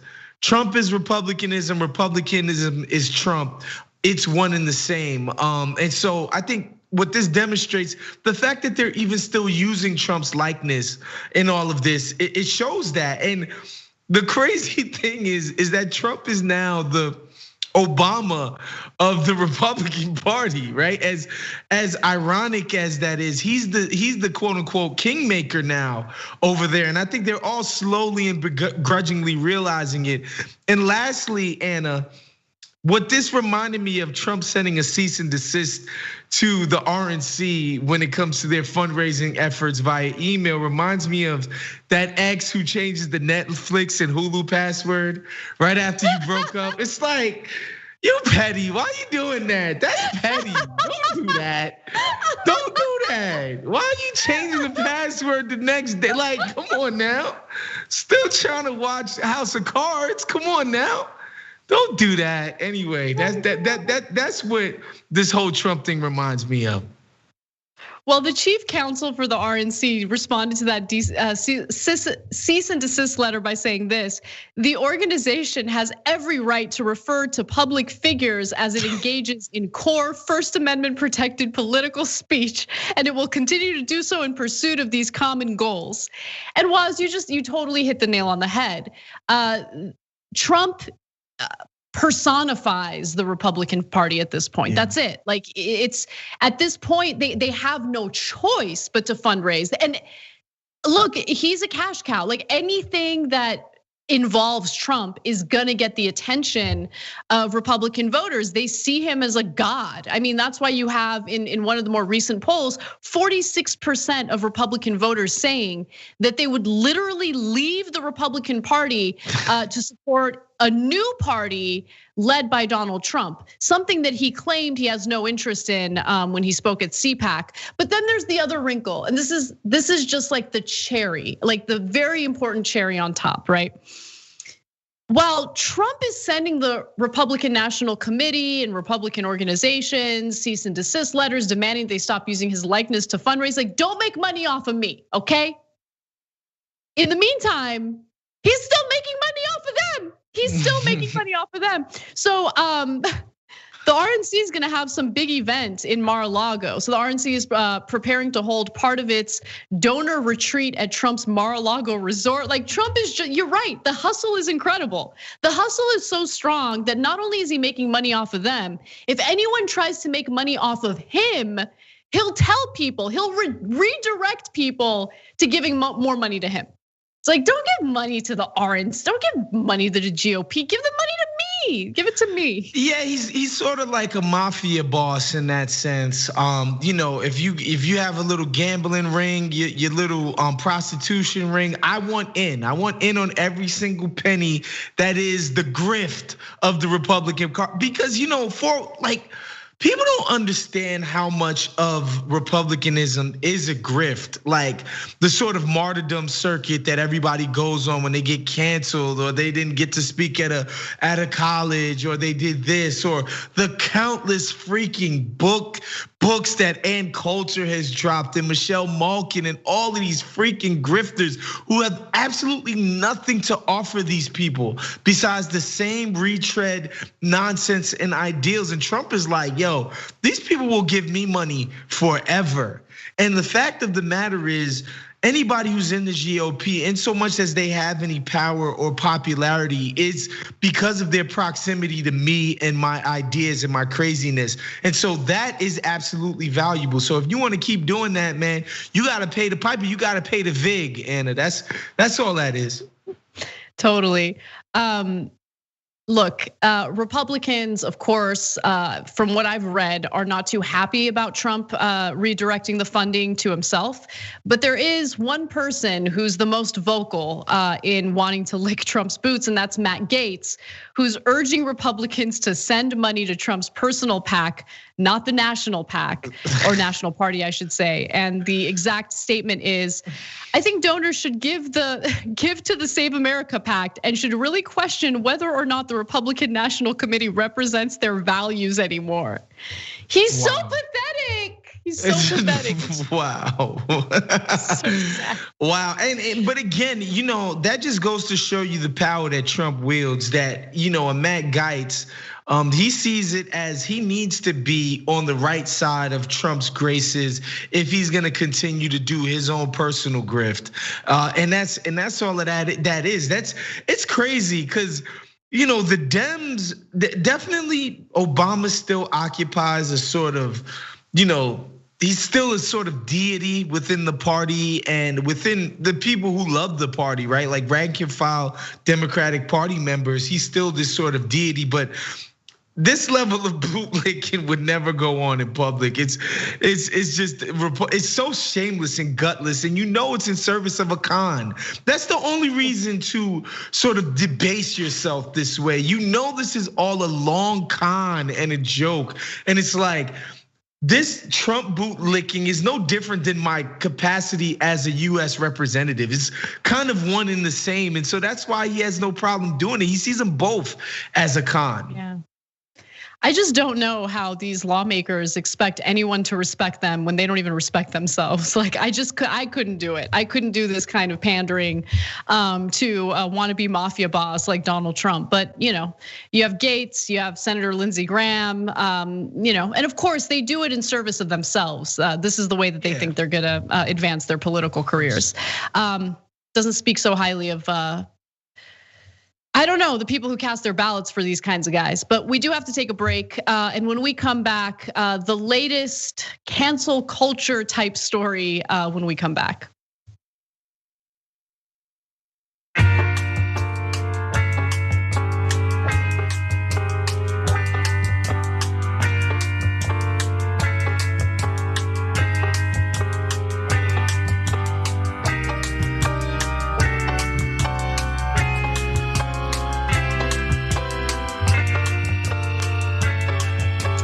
Rapid fire Twitch time, starting with Ann or Allison, 2 months prime with the comment, hey everyone. Short and angry, I can relate to that. 5 months prime with the comment, I have lost all my friends and family to political views. I find peace in knowing there are like-minded people speaking truth to politics. Thank you for all you do. Short and angry, I have been there before. And that's probably where you feel most comfortable now, and that's totally fine. But eventually you'll get to a point where you get past it, right? You stop letting the differences you have in political opinion get in between yourself and your family, and you find more strategic ways to plant seeds. And that's what I wanna help you guys do with this show. Like I wanna find a way to help you guys slowly but surely plant seeds in the minds of people around you who might be, consuming the wrong media, who might have been propagandized through, online campaigns and things like that. Just know that there are good people out there who disagree with us. They might be frustrating, they might say things that are infuriating, but we gotta build a broad coalition and we gotta be kind to people. And as Michael Brooks would always say, we need to be pretty brutal with institutions. I think that's the issue here. But thank you for being a Twitch viewer. We really, really appreciate your support. The one and only 2 months tier 1 with the comment, 2 month mark for me. Thank you so much. Otaku 1975, 4 months prime. Lady Wolf, new prime. Sand Flea McCoy, 4 months tier 1. Atomic Elbow, 9 months prime with the comment, my 9 months on Twitch with Bezos Bucks is up. This is where a hot and sweaty night last June has got me. Hashtag no regrets. Sounds like fun. RC Tycoon, 6 months now with Prime, finally got that Bezos bucks. One user fits all, 2 months Prime with the comment, Anna, your rants make me feel less crazy and less alone. I'm so glad I found TYT. I don't know what I would do without you all. Thank you for that comment. And look, our views on policies are widely shared. So that should give you solace as well. We just need to find a way to get people organized to make sure we accomplish those policy goals. Tell me what to put, gifted a sub. Kin of Wolf gifted a sub. Oh, we got all this time left. Mimosa Dragon gifted 6 subs. Elder Mind Pulse gifted 5 subs. Cherish also gifted a sub, thank you so much. And we do have a comment from our Twitch section, sending love to Avenger Dragon as he continues to recover after undergoing brain surgery. Jesus. Everyone send all your good juju to Avenger Dragon, and I'm sounds awful what this person is going through. So I'm sure the support means a lot. So thank you to all of you for being such a great community and looking out for one another. Moving on to our members section. Let me see how many of these I can read before we got to get back to the show. No more trigonometry. There's few things I enjoy more than watching my enemies fight each other, meaning the Republicans. Greg writes in and says the GOP hitched their wagon to that horse, the Trump horse. There's no stopping it now. And Max's mama, imagine that. Trump wants his supporters to keep giving him money, just more proof that being president was always about how much he could fleece his supporters financially. I would feel bad for them, but at this point, I just can't. All right, well, we got to get back to the show. Lots of good stories to get to. See you there.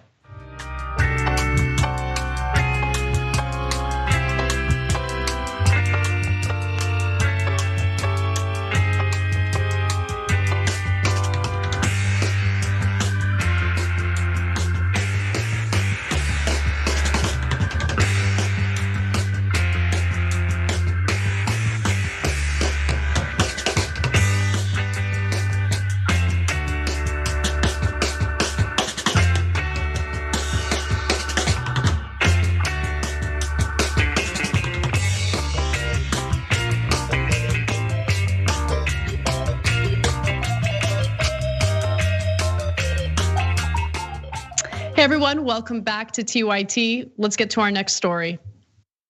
So cancel culture, of course, has been a big topic of discussion, and ever so often it doesn't actually work out in the way people plan.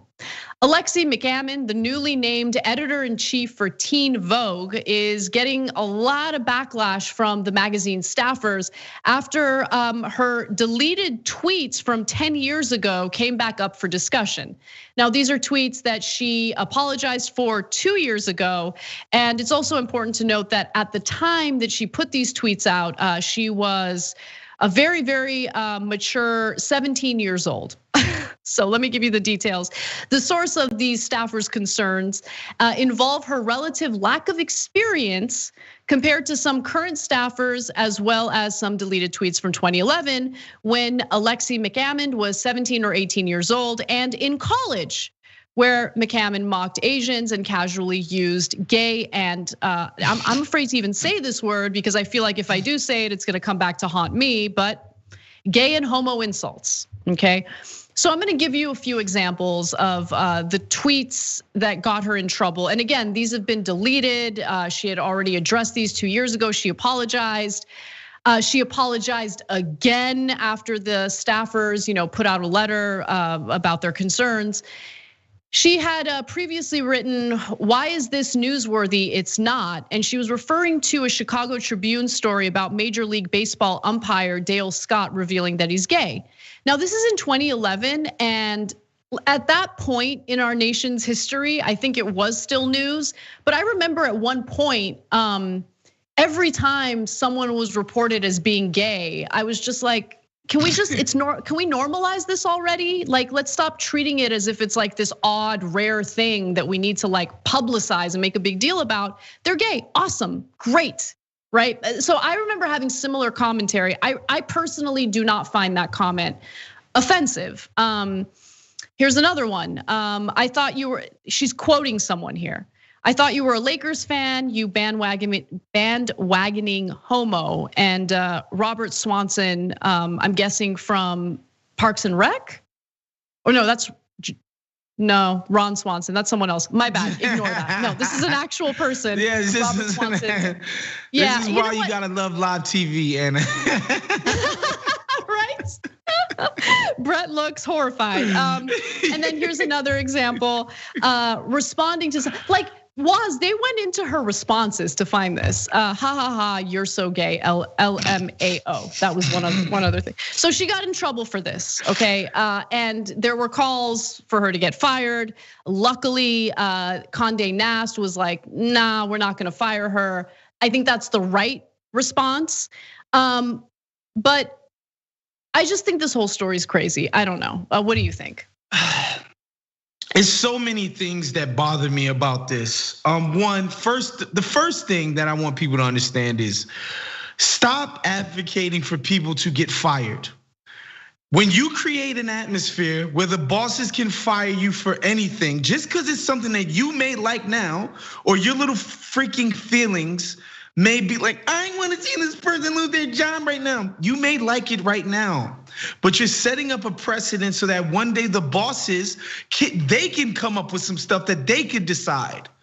And you're not gonna like it so much. You just, like this idea that people should lose their jobs. I'm somebody of the mindset that it should take something extremely egregious for somebody to lose their livelihood, lose their way to pay their rent, to feed themselves, to put food on the table. It should be something very, very horrible. That's a one. Two, again, not only was it the age of the person, because I think it's twofold with the Twitter thing and social media stuff. One, it's twofold. The age should matter. 17 years old, it's like, we gotta cut 17-year-olds some freaking slack at this point, specifically 10, 11 years after the fact. And two, the medium. In 2011, people were using Twitter not as if it was this permanent record that could, at any point in your freaking life, no matter how much you've evolved or learned or anything like that, and be used against you to sort of desecrate your character. Nobody was using it that way in 2011. People were kind of just using it as a personal diary. Like, we were barely posting our meals at brunch back in 2011, okay? Like, this whole sort of self-conscious way that we market ourselves or we glamorize our lives and we only show our most perfect versions of ourselves on social is a fairly new phenomenon, and people weren't doing that back in 2011. Yes, the things she said were messed up or problematic or whatever one of these freaking liberal buzzwords you want to use, but does it rise to the level of losing your job? That is insane. And lastly, and I think the main problem with this line of thinking of making Twitter so important is that people foolishly and stupidly delude themselves into thinking they can actually get things done via Twitter. Like, conversely, they think like Twitter's so big, we can change the world with this. No, you can just get freaking people fired. That's it. That's it. You're not actually adding any benefit to nobody's lives via Twitter. It's just, it's so freaking tiring, man. Right, and we're also in this pretty awful no-win situation where, as workers, you're encouraged to provide free labor for these platforms like Twitter. Like, think about how they make money. They make money off of selling your data. Like, that's the whole business model. Same with Facebook.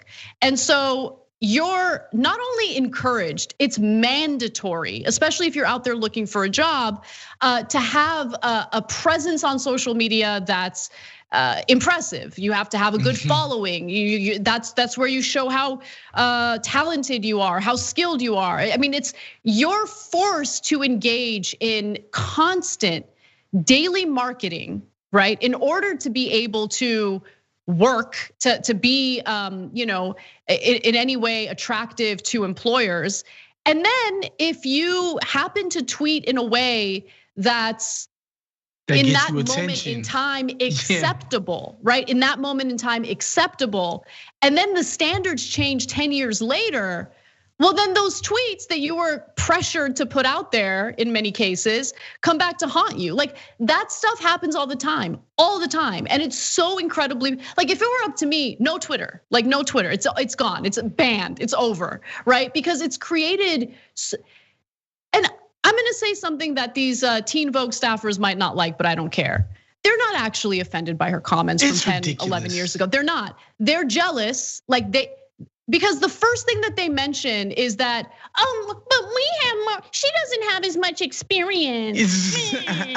Sounds like you want her job. Sounds like you're super salty about the fact that she was named editor-in-chief. And then you guys went out there like little wannabe detectives to find or dig up any dirt you could find, and then make a big deal about it and try to get her fired. That's disgusting behavior. And to be quite honest with you, I would love to do some opposition research on them. What have you guys tweeted in 2011? Because we've all tweeted things and we've all said things that are not representative of who we are today. And the way that we treat people today honestly serves as a disincentive to evolve. Right? Yeah. Because if you do evolve, if you are a better person, that doesn't count for anything. Because you said something really bad or stupid when you were a 17-year-old in college, and it happens to be on Twitter. So that's it. You're marked for life, scarlet letter. You're the worst person in the world. You don't deserve to be able to provide for yourself and your family. It's just stupid. It's stupid.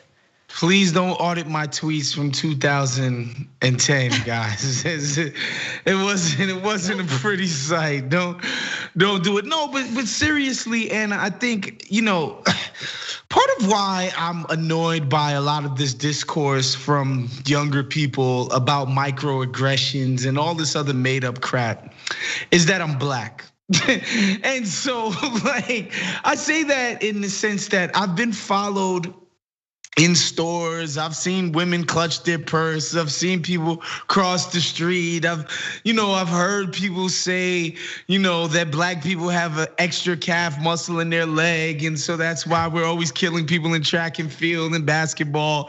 I've heard all. I've experienced so many of these things that certain people would have you believe should have me on a fainting couch, that I shouldn't be able to get out of bed every day. And and there are people, black people who I know, who have experienced similar things. And not to say that we shouldn't get people to stop doing that, but this idea that it rises to the level of assault or trauma or PTSD or any of this crap is nonsense. It's ridiculous. And if anybody read what she tweeted and really feels like this is the end of the world, then I'm sorry, man. You're not built for this world. I'm sorry, that's a get off my lawn take, but I'm tired of it. It's ridiculous. Yeah, well, Condé Nast is going to stand by her. They write in a statement that McCammond was appointed editor-in-chief because of the values, inclusivity and depth that she has deployed throughout her journalism and also throughout her career. She's dedicated herself to being blah, blah, blah. You guys get the point. They don't even need to put all that out there. They're standing by her. I think that's the right thing to do. If we're gonna demonize and brutalize each other over what we did or said when we were in college, I just think that this country is in for a lot more pain than it needs to be. So I'm glad that Condé Nast made the decision that they did. Now let's move on, because this is this part of the show where we are not as charitable to people, including people in positions of power who discourage individuals to wear masks during pandemics. So the Republican-controlled Arizona House has voted, of course, along party lines to allow businesses to ignore local mask orders. So the state representative, Joseph Chaplick, who put out this bill, has decided to defend it with this ridiculous statement. Take a look. Freeze said, mask saves lives and stops the virus. The polio, the smallpox, the measles, the typhoid, the HIV that was gonna wipe our global destruction of human bodies with AIDS. We heard about that in the 80s, yet no masks were required. I mean, masks were required, just not on your face. Yes, on your genitals, because that's how that virus is spread. You see what I'm saying? Like, coronavirus is an airborne virus, okay? Droplets. Mouth, breathing, virus spreads. That's why you gotta wear it on your face. Now, if the virus was spreading in other places, maybe the orifices anyway, just to make a little reference to Oral Roberts, then maybe there would be some recommendations to wear masks there. They call it something else, but you get what I'm saying.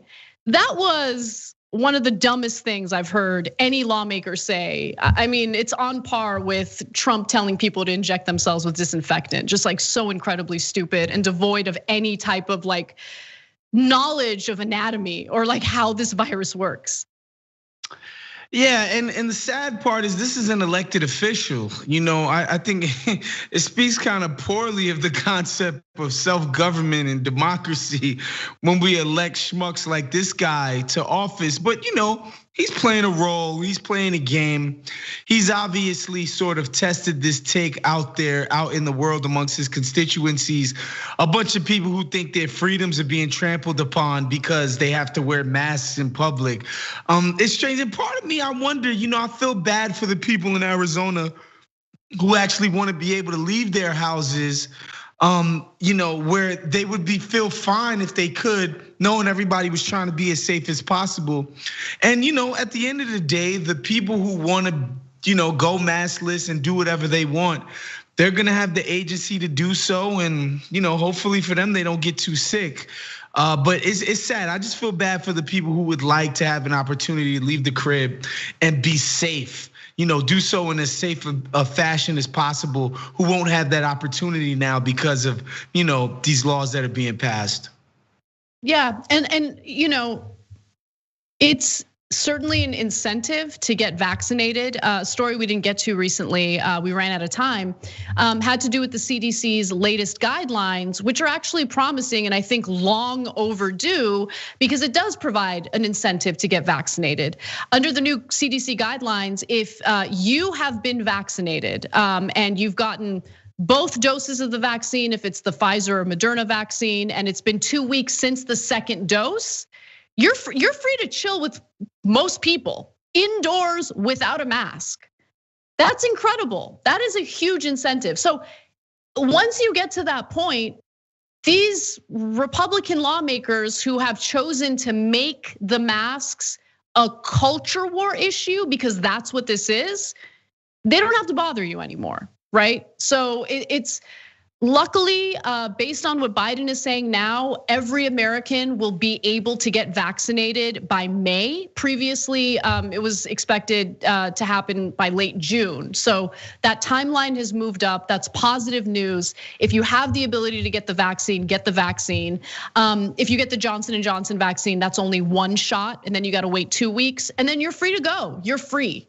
But it sucks that we had to wait this long because of the unnecessary culture war that began by the Republican Party over the issue of wearing masks. Literally the cheapest and easiest way to keep people healthy and safe.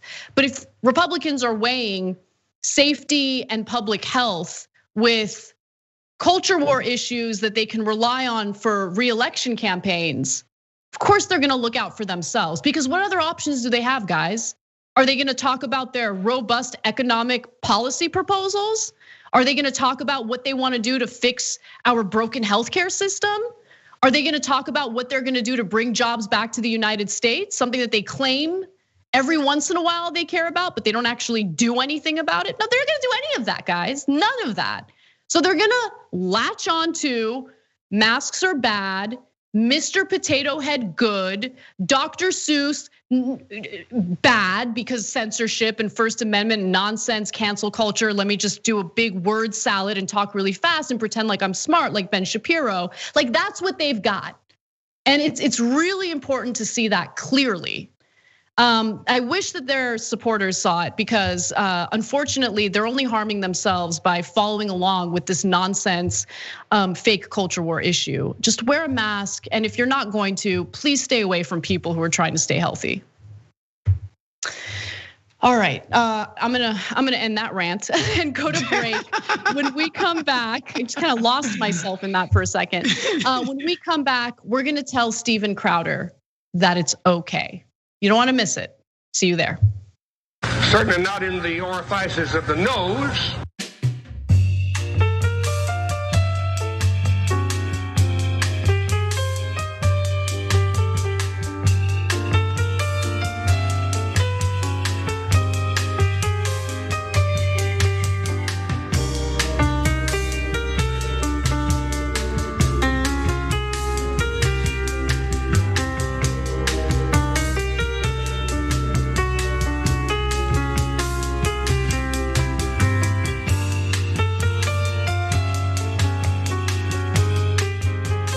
Max's mama writes in our members section to kind of follow up on what I was talking about in our last social break. Unfortunately, Anna, there are some people close to us who are politically unreachable. That doesn't mean necessarily cutting them out of our lives, but it does mean perhaps limiting contact or topics of conversation. It also requires a lot of strategic planning on how to broach certain conversations. I wholeheartedly agree with that. And I don't, look, everyone has their own comfort level, their own journey and all of that. I had noticed that I was like unnecessarily or like needlessly detaching myself from a lot of people in my life over political disagreements. And I was just increasingly unhappy overall, and that was a big part of it. And so I agree, there are some people who aren't gonna hear it, they have no interest in it. And so you do need to just kind of limit those interactions. But there are people out there who are reasonable and they've just been fed all sorts of propaganda and misinformation. And those people exist, and I don't think that they're a lost cause. But I mean, I obviously don't know your guys' personal life. I'm not trying to make anyone feel like I'm judgy or whatever. I mean, do what's right for you. But don't allow the divide and conquer tactics that are used by the elites to actually work in your life. Try to find solidarity with people as much as you can. Greg writes in and says, agreed, Woz, it should be egregious or a repeat offender before it gets to that point. Woz is right, that's how it's labeled. I don't know exactly which story that is because Woz did make a lot of great points. He's talking about the lady getting fired or them trying to fire the lady. Yeah. You did make good points there. I agree. Delicious Irony has similar comments about cancel culture. Basically, she was joking with her friend. She wasn't saying it in a derogatory way. Intent matters. I do believe this is a case of jealous haters, LOL. Yeah, I mean, and that's the thing. I do see people in the professional world weaponizing certain things to kind of get a leg up in their careers. And all of it is gross. Jam says, I disagree with Waz a little bit.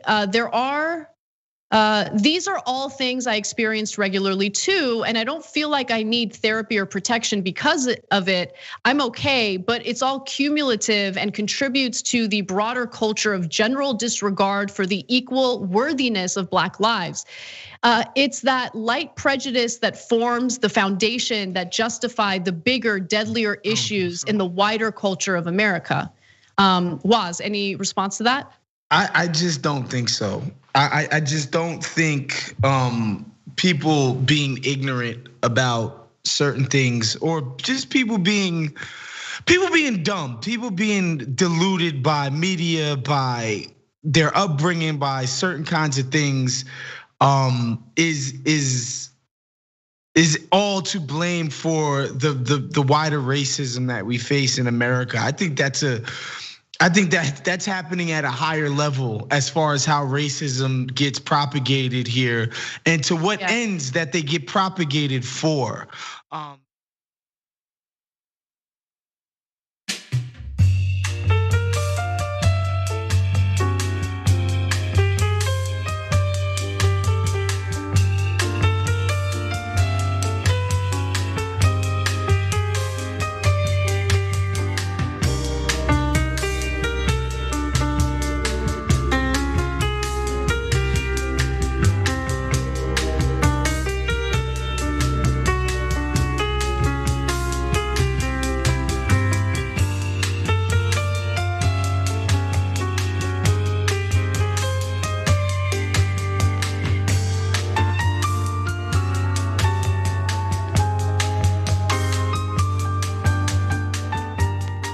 Hey everyone, welcome back. Thank you so much for watching TYT. Anna Kasparian and Wosny Lombre with you.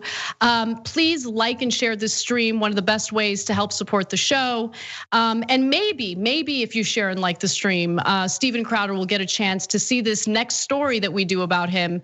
And it's important for him to know that it's okay, that he should be true to himself and that we're not judging him here. So, Steven Crowder decided to cross-dress yet again, this time under the facade of mocking International Women's Day. Now, I say that it's a facade because Steven Crowder loves to manufacture situations in which he can cross-dress, and I have a theory behind that. But first, let's take a look at what he put out just yesterday. Doing well, how are you? First timer? I like everything's color branded. It's so, I feel like I stepped into Star Wars.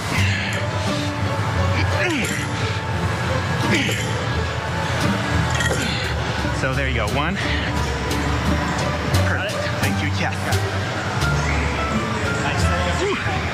Okay, thank you.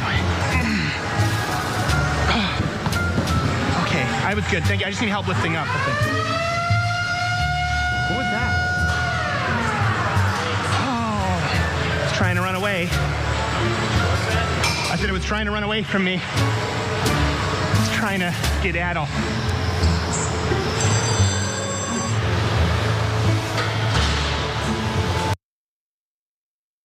Look, I have to say, I don't know if he's wearing butt pads, but he looks really good in tights. He looks good. Now, I don't know what the point of this was. It was probably to mock women on International Women's Day. He's also been known to say some pretty terrible things about the transgender community.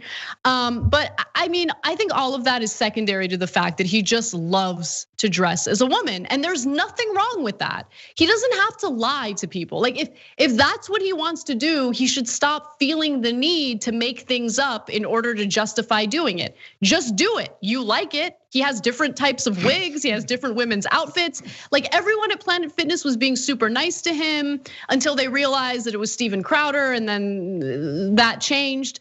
But I'm just gonna show one more video to kind of make my point, and you guys can pull this up while we talk over it.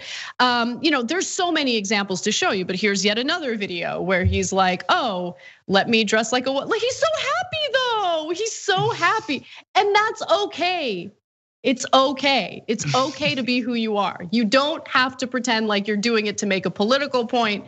Just wear that dress. Feel comfortable in your own skin. Accept yourself. Stop hating yourself. It's gonna be fine. Every time I come on TYT, I always get to learn about new things, and specifically these fringe characters on the internet, like the YouTube space, right? It's funny because in sports media, believe me, there are plenty of people who are hacks, who are horrible at their job, who I would love to be able to call out publicly, but just the culture of what we do, we just don't do that, right? Like we just group text each other privately about the people in our industry who we find to be shills or just suck at what they do. But I love that here on TYT, we have the space to just come after fellow content makers and destroy them. And it's look, Waz, I'm a changed person, okay? I don't. No, obviously I'm kidding. We're gonna dunk on Meghan McCain later. But look, no. But honestly, in this case, I know it seems like I'm coming across as just mocking him. I'm not. Like I genuinely 100% believe that he just enjoys cross-dressing, and that's fine. I don't think there's anything wrong with it. Like I feel a little sad for Steve Crowder. Like I know that people despise him because he goes out there and he says insanely offensive things. He intentionally says provocative things to get attention. But when I look at him, I just see like a sad person, and I feel bad for him. Like one time he put out a video, to mock me and Jank, and he dressed as a woman, of course, to mock me, and it was hilarious. Like I thought it was funny, not funny in the way that he intended it to be, but just funny in that he's projecting like this sadness, and he thinks that people don't see it. Like I totally see it, and I do feel bad for him. Yeah, what's so funny about the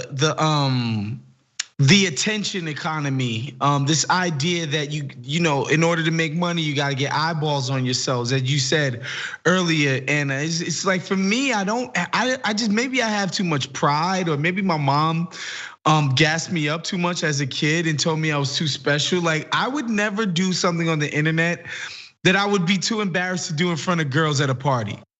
Like I just can't do it. Like I can't bring myself, debase myself that way online. I just will never do something online that I couldn't stand behind in real life. And I feel like, as a dude or as a woman or whoever, the people of whoever you're attracted to, however you behave in front of them, that should probably be the standard for the internet.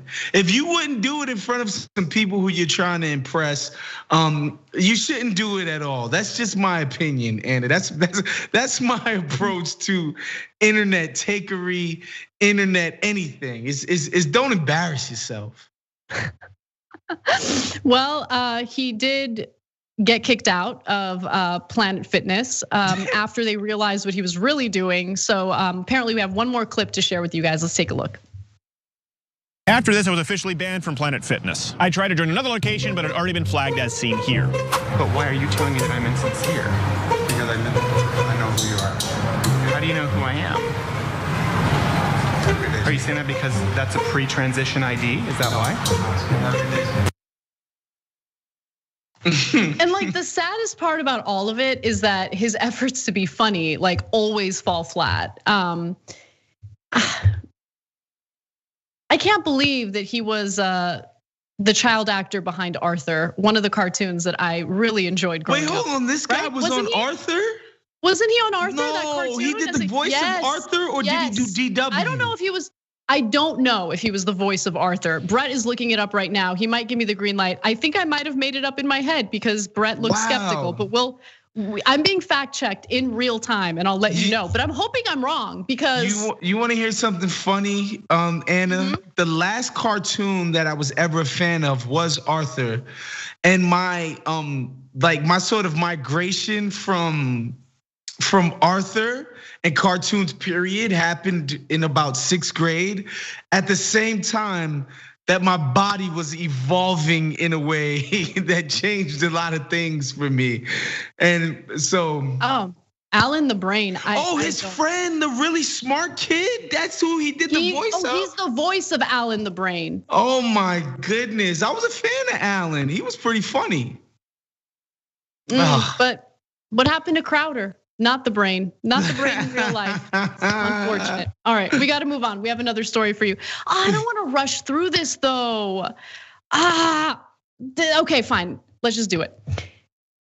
Piers Morgan has lost his latest TV job, one of many, this time as host of Good Morning Britain. So yesterday he went on a number of rants obsessing over Meghan Markle. Today, when his co-host Alex Beresford called him out about his previous relationship or ties to Meghan Markle, he absolutely lost it. So let's take a look at how that interaction went.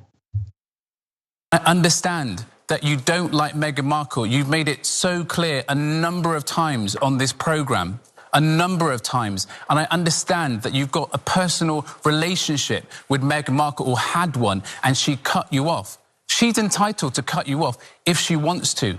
Has she said anything about you since she cut you off? I don't think she has, but yet you continue to trash her. Okay, I'm done with this. No. Sorry, no, sorry. So, do you know what? That's pathetic. You can trash me, maybe not mine. No. See you later. I'm being...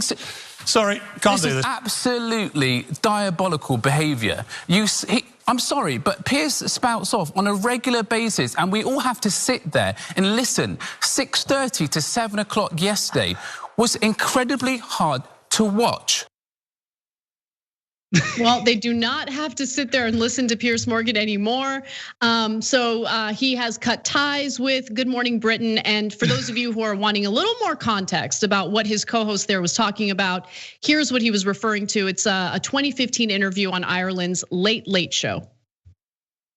2 hours in the pub, she had a couple of dirty martinis and a couple of pints, we got on brilliantly. And then I put her in a cab, and it turned out to be a cab that took her to a party where she met Prince Harry. And then the next night they had a solo dinner together, and that was the last I ever heard from Meghan Markle. And I have never heard from her again. So what happened? She ghosted me, Ryan.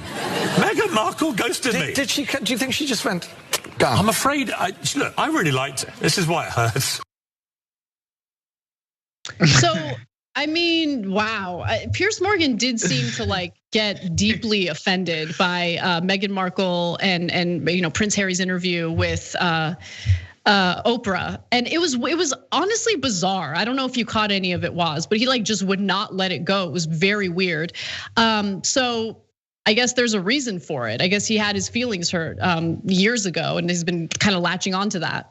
Yeah, this is, I hate to say it, man, but when you grow up in Brooklyn and Queens, you see this happen all the time. You'll be somewhere like Jamaica Ave, which is like a big shopping center hotspot where people, even when they're not shopping, just go to hang out.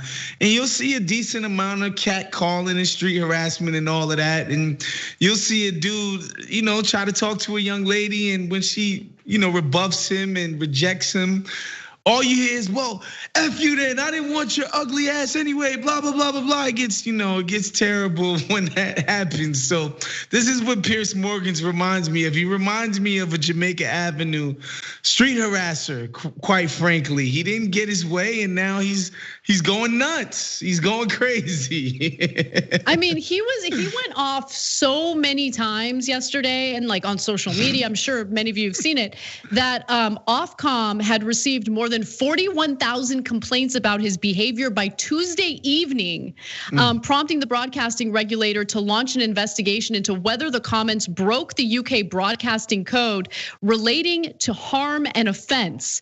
And of course, conservatives have been losing it over Meghan Markle, mentioning that her son Archie was not provided security, that they refused to title him as a prince, and that they were concerned about his skin color. Apparently the environment within the royal family was so hostile and so racist and awful that she contemplated suicide. So saying these things in that interview with Oprah led the conservatives to engage in the only thing they're known for, culture war politics. It's what we saw in America. It's what we saw with Piers Morgan, but I guess his fifis were hurt over a relationship as well. Postgame is next, tyt.com/join.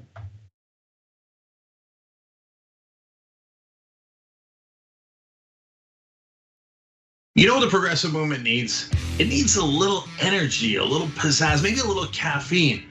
Oh, coffee. But what if it was Too Strong Coffee? Yes, new TooStrongCoffee.com/TYT. Look, this helps progressive causes. It's also organic and fair trade, so you've got peace of mind that it was done right, and it happens to taste great. So check it out right now at TooStrongCoffee.com/TYT. That 300 million is a pretty good number, Well, that's the size of the US population. You know what our next target is? The size of the entire world. We just crossed 5 billion views on YouTube. I mean, imagine 10 years ago thinking one day. We looked at you like, are you nuts? Young Turks has just passed another milestone. 15 billion views. Damn. All right, lots of comments. You guys are the best. I'm gonna read a few comments from our members. Mr. Methuselah says on YouTube, super chat, thanks for all the important work you do for TYT for the movement. Do you know who had the first super chat when I got back from vacation? You won't be surprised to find out. Rob Shively. What do you know? Rob says, rejoice, for Dragon Daddy has returned. This question sent to us by Izzy Sanchez Jr. Is it me or is Meghan McCain talking as fast as Ben Shapiro? Is that the way the right tries to look smart and intellectual? Well, yes. Michael Nathan writes it on Twitter. Did Anna choose Cenk's outfit today? I'm sure it wasn't Cenk himself. Man Bun Jenkins Skinny Jeans says, so now Anna has pointed out, okay, that's his handle. T. Joyce 1971 saying Donald Trump is good at pulling out of things, NAFTA, the Iran deal, NATO. It's just too bad Fred Trump didn't.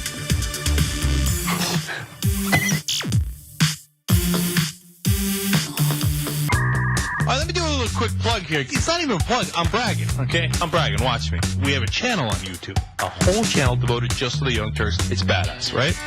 Wow, man. I can see the voice. You guys are rock stars. Unbelievable, Senator Sanders. Welcome to Rebel Headquarters. Man, you guys are amazing. We gave you what you wanted. Okay. Speaking of shirts. I have a surprise. You reached a lot of people. You are the Young Turks. And we have spread that progressive message wide and far. Let's keep it going.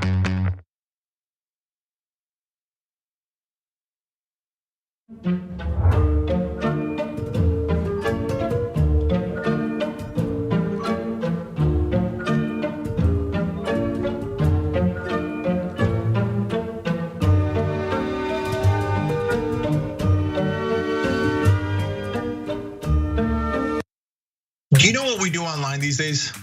Everything. You know that. You're watching the show online. You do your banking, credit cards, passwords, all online. So do you need to be safe? Of course! It's not an option. PureVPN helps protect you online, and they actually do it for up to 10 devices, which is great. And they've got deals right now. That's why I like this sponsor. I want you to go check it out. TYT.com/PureVPN. Make sure you protect yourself online. It's really important. TYT.com/PureVPN. Cool news, shoptyt.com now has books. There's a whole bunch of books there. You're gonna be shocked to find out that they're largely progressive. Of course! Ryan Grimm's book, We've Got People, is there. It's a fantastic story from Jesse Jackson to Bernie Sanders to AOC that explains the progressive movement probably better than any book I've ever read.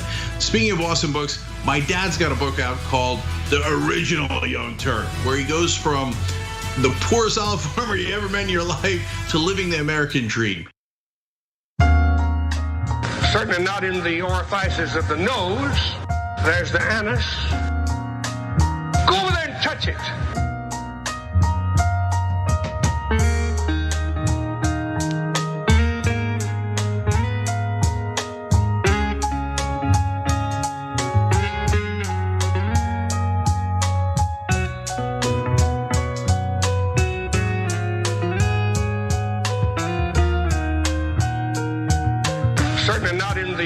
orifices of the nose, there's the anus.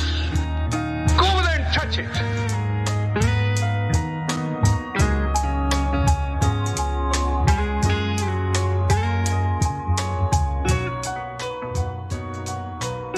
Oh yeah, it's members only. Quick programming note, so you guys can keep the fun going late into the night with more TYT programming. Old School follows the post-game show today, and you can watch that on all of the various platforms we're on, with the exception of Twitch.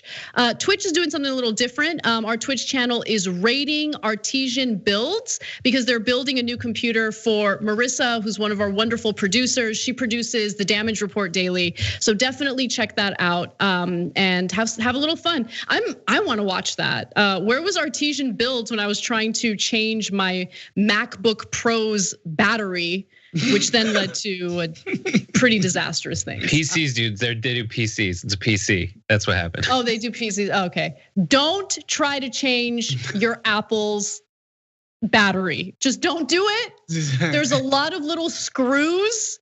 I know I used the wrong screws in the wrong places. It's the company's computer. I apologize. Whatever, okay? I'm an asset. You guys will survive. I bought myself a new computer, by the way, because it got bad. But Christian says he's gonna try to fix it, so we'll see how it goes. Anyway, moving on. I probably shouldn't have disclosed all that. I use it every day though. You know what I mean? Like that computer has gotten a lot of good mileage. Like, so I would argue that the company made a good investment in getting me that computer. Okay, so they should let me off with a slap on the wrist for what I did in changing that computer's battery. Give me plus a management. break. Oh, give me a break. All right, I see you, Bart. I see you, Bart. All right, let's move on after I've incriminated myself. So everyone's talking about the interview with Harry and Meghan with Oprah, and of course, The View is no exception to that. One of the big angles to that story is how Piers Morgan absolutely lost it over the fact that the interview happened, over the allegations of racism made in the interview toward the royal family. And so the ladies at The View discussed it, and that's pretty much all the context you need to understand this nonsensical video that we're about to show you. Take a look. The American experiment is the way to go. And if we have two American women, Meghan Markle and Oprah Winfrey, who are single-handedly finishing what George Washington and our revolutionary counterparts did, I'm all for it. Okay.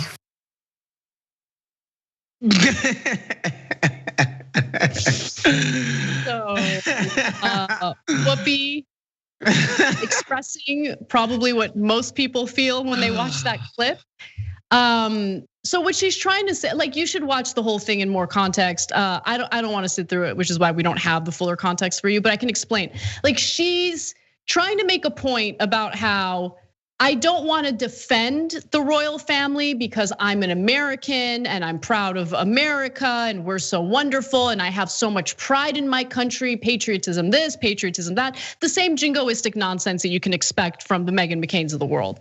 And then she goes on to like start criticizing Meghan Markle a little bit, but then like immediately like goes to, did you know that young people in the UK do not have pride in their country? And that's wrong, which is why it's wrong that Meghan Markle said this. Like, that was kind of what was implied. And then she went on to, but America's the greatest. There's no other country that's even great. So it's great that an American is in the UK, trashing the royal family. It was just like a ridiculous statement. And that's what Meghan McCain's there for, to be honest. I mean, that's what makes the show entertaining. Yeah, it's, the producers obviously know they have something on their hands because they can easily, create tension just by having this woman speak at all about anything, any subject matter, because she has such horrible and horrific taste. I just find it hilarious that anybody, Meghan McCain, Piers Morgan, anybody would be surprised that the inventors of colonialism. Yes, have racially problematic views, right? I don't know why I feel like I was trying to make that point yesterday, but I did it sheepishly. Like I was almost afraid, and I don't know why. No, it's they're racist. Yes, they invented this concept, and not even like colonialism, as in the American colonies and yada yada yada. Like neo-colonialism. Go to India. Go to West Africa. Go to all of these different places where the British Empire kind of went over there and said, "Look, we're coming here to civilize the savages, and for the benefit of you guys, and how you guys repay us is by letting us extract every single resource that your country has to offer for ourselves and our own enrichment. You guys get British culture." It's like it's insane. This is those same people who looked at people as, savages, mud huts, this, that, and the third. These people are spear chuckers, yada yada yada yada. They're not as refined as the fine people from England. Like they come from the family who invented that. Okay, yep. And these idiots walk around in crowns and shit as if their actual bloodline is some pure nobility, and people fucking entertain it. It's and the funny thing is, man, it shows so many things to me. It's like the interest that these people still are able to generate just shows me, honestly, the instinct that everyday people have for bootlicking, and it makes me sad. Like people literally want to have people to idolize and sort of look up to for no other reason than that they're better than them. It's quite sad to see it. In that same segment, Joy Behar made a smart point that I think that all too often I'm dismissive of personally, and it's just how powerful identity is. Because what you're saying about, like the conservatives and even people in the UK are pretty furious, like based on polling that I've seen, they're not happy with that interview. And I couldn't understand why, because in my mind, like we're talking about like a symbolic monarchy. These people don't really have any real power, but it's part of their identity, right? And so when you have someone, or in this case, two people, talk to Oprah, who's like the American queen of broadcasting, about how awful the royal family is, and the royal family is such a huge part of the identity in Britain, right? Well, then it leads to this like very visceral reaction. It leads to the backlash that unfortunately they're getting right now. But I think true love of country is the willingness of seeing it for what your country is, and being real about its flaws, being real about its history, and wanting to do whatever it takes to make it better, right? Not just so it looks like a good place to the rest of the world, but so it's a good place for everyone living in it. And like this negative knee-jerk reaction, like, I mean, you want to talk about people getting triggered. Nothing triggers people more than admitting that your country's flawed and that it's not the greatest country in the world, and that it could be, but things need to change, right? I mean, America, for instance, never wants to learn any lessons from other countries that are actually doing things right. Like, I mean, you'll have US politicians tell you that Canadians hate their healthcare system, when in reality, polling from Canada indicates that people love their healthcare system. Yeah, would they want some tweaks, maybe a little reform here and there? Sure, but overall, compared to our healthcare system, I mean, it's no question, they love their healthcare system way more than they could ever love a broken system like the one we have. Me saying that doesn't mean I hate America. Me saying that means that I think America has the capability to evolve into a much greater country that actually looks out for the common good, as opposed to allowing a small group of people to hoard all the resources and wealth for themselves. And yeah, just the idea that that the royals need protecting of all people, right? Like, oh my, like I get that. I guess people in the UK do associate a lot of the national identity with these people, these Germans, by the way. It's just weird to me that this knee-jerk clutching of the pearls for literally the most privileged people on planet Earth. Like, and this isn't like, lib shit, white privilege nonsense crap that we hear here in the US. No, like these people like actually enjoy more privilege than anybody ever. People diss them on a TV show, and certain people have to fucking put their capes on for them. It's quite ridiculous, honestly. Yeah, no, you're absolutely right.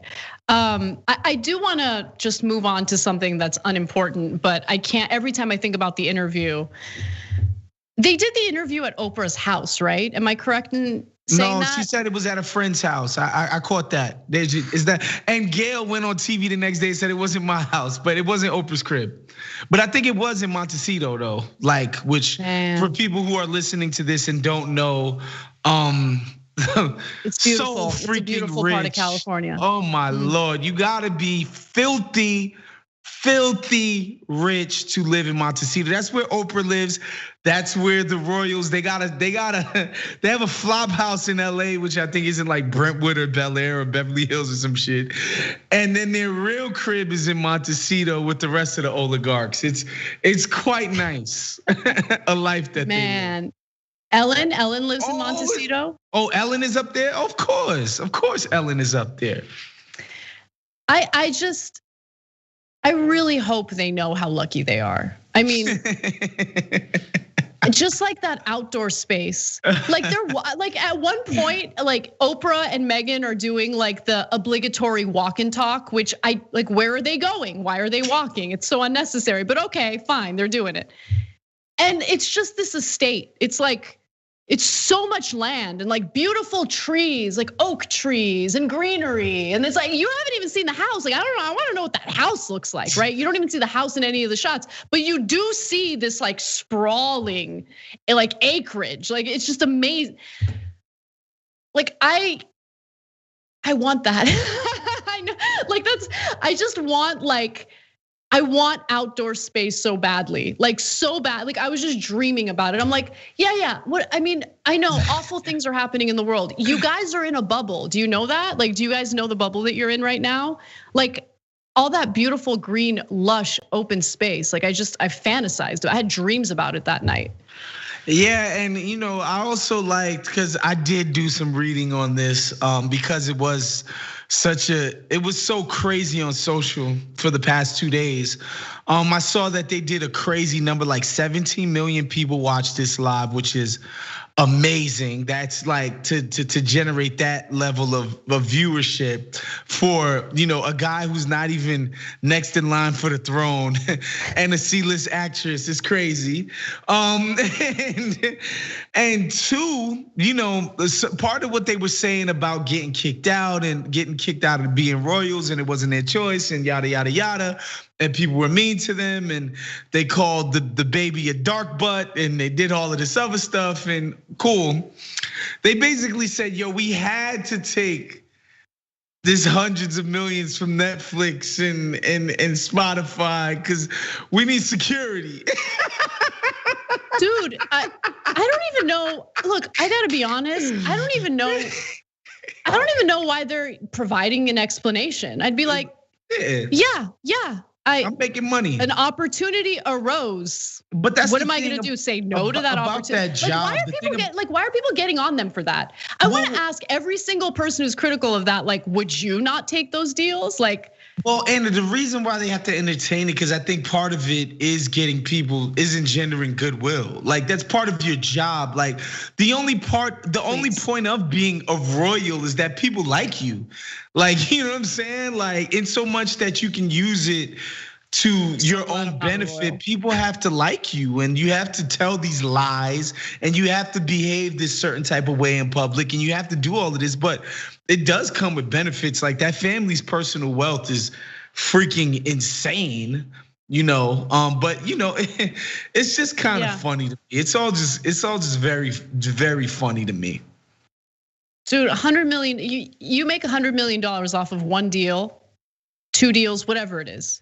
Just take it, invest it, you're good. You don't have to be likable anymore. Like, you don't need more than that. You don't need more than that, right? You invest it, your money earns interest, you're good. Be as unlikable as you want, just be real. And I guarantee you, that would make them more likable, like unexpectedly in their minds. Like the thing that actually threw me off about that interview, because it had been such a long time since I've watched content like that, was how it was overproduced. Like, it was way too overproduced for my taste. It just felt too, to be clear, I believe everything Meghan and Harry are saying. It's not about that. This is about the production quality and the production decisions. It's like, don't try to make this interview a movie. Like, just like the cuts and the like exaggerated reactions. Like, it just, I don't know, it's just like when Oprah reacted that way to Meghan, saying that they were worried about the skin color of Archie, the baby. I'm like, are you really, Oprah, are you really surprised, or was that? Come on now, she from Mississippi. Come on now, she heard How do you much not know? worse things. Exactly, but that's my point, exactly. So like, part of it came across as unauthentic, but like, again, it's not about what they were saying. It was about the way it was edited, the cinematography. They had this one jib shot, right? Where the jib is like zooming out slowly, like it's Meghan and Oprah. They're sitting there talking. This jib is like, I'm like, why though? Why? They're talking. Like, I want to see them talk. Why am I seeing this like super wide shot? So here's the thing though, Anna, like, one, that's how interviews used to be done, right? Like these big celebrity interviews. I don't know if you watched that Britney Spears New York Times mini doc about her conservatorship or whatever this shit's called. A lot of TV these days. And when Diane Sawyer was like, "You gave Justin's pussy away," that's what he kept saying. Like, this is essentially how these interviews used to go. Oprah's bringing it back to that old school because that's where she's from, you know. And yeah, so they're gonna overproduce that thing, and because in order to get these people to sit down and talk to you, you have to promise them that you're gonna make it look a certain way anyway, right? And so that you can get that next exclusive. Like, you know how much this shit was probably worth, man, to broadcast this. Those panning and Harry's the one that wore the SS uniform for Halloween, right?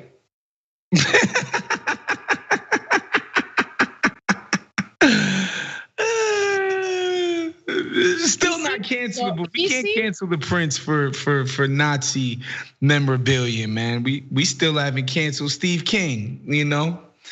I just don't. I don't care. Like I don't know why people get so riled up about this. Like about the whole like, I don't care about these people. Like I guess that's a better way of putting it. And not about what they've, like, if they've done offensive things, they shouldn't do offensive things. But like, yeah, like this interview, but I need to be honest with the audience. But I got sucked into it because I was one of those tens of millions of people who watched it live. Like, I got some notification about it and I was like, am I gonna be able to watch this? Is it I think I'm gonna do it. I went to the living room where Christian was watching basketball and I was like, hey babe, at 8 o'clock, can we watch this interview with Meghan Markle and Prince Harry? And he's like, seriously, you really wanna watch that? I'm like, yeah. And then halfway through it, I kind of fell asleep and he changed the channel. And of course, like, what are you doing? Don't change the channel, I'm watching. He's like, you went to sleep. I'm like, no, I wanna watch it. But there were parts that were just kind of like repetitive. It didn't need to be 2 hours. I think an hour would be fine. I think the overly produced aspect of it was weird. It took away from the authenticity of it. And in my opinion, it took away from like seriousness of what Meghan Markle had to say, but maybe not. Maybe other people love that production value. I do love a good jib. Just too many jibs can. Very good production value. Meghan Markle is a pro at public speaking, by the way. Like, that lady is on freaking point. I'd like to see her get back into TV. Maybe you could get a movie deal now. I'd be interested in watching you do something on Netflix. You know what I'm saying? Like, or maybe do some kind of meta commentary about a woman in a messed up marriage, or I don't know, man. Let's do it, man. Meghan Markle. Let's get crazy, man. Put some more content out there. Go back to work, man. Let's see you work for real again, man. I'm with that. Because God knows I never watched Suits. Yeah, me either. She should totally. I mean, it seems like she loved acting. She should pursue that again, because she is free. She's free to do what she wants to do, and she should, pursue whatever she wants to do. But I just thought about what it would be like to have in-laws that have that much power over you, and then for your like dirty laundry to be so like, I would be mortified, right? Like if my dirty laundry was this public and stuff. And if my feud with my in-laws was this toxic and awful, in-law relationships can get a little shaky here and there, but on this scale, I think is like, it's a pretty terrible thing. Like I feel bad. Like I feel bad for everyone. Everyone meaning like Harry and Meghan Markle, because like it's Harry's family, and he's like, my family's racist, man, and I kind of am too. With the past costume choices, Yeah, it's looking like Suits is definitely her big click. Because like I vaguely knew who this person was before she married this homie.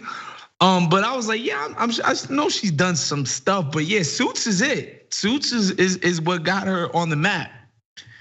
And so shouts to Suits, man. I wonder what streamer that's on. What streamer can I watch that on? Watch some old Meghan Markle. What was I feel like Suits was an FX show. Was it USA? It was USA, I think. It was USA. I don't know what multinational conglomerate. I think that might be Viacom.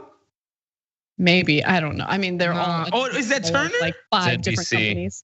USA is NBC. Oh wow. I think so. That got to be Turner. I don't know. What are you watching these days, Waz? Like, what's some of your programming? To be honest, there's no TV right now to watch. No new TV, because I feel like we're now hitting that lull that had to happen when the pandemic first hit.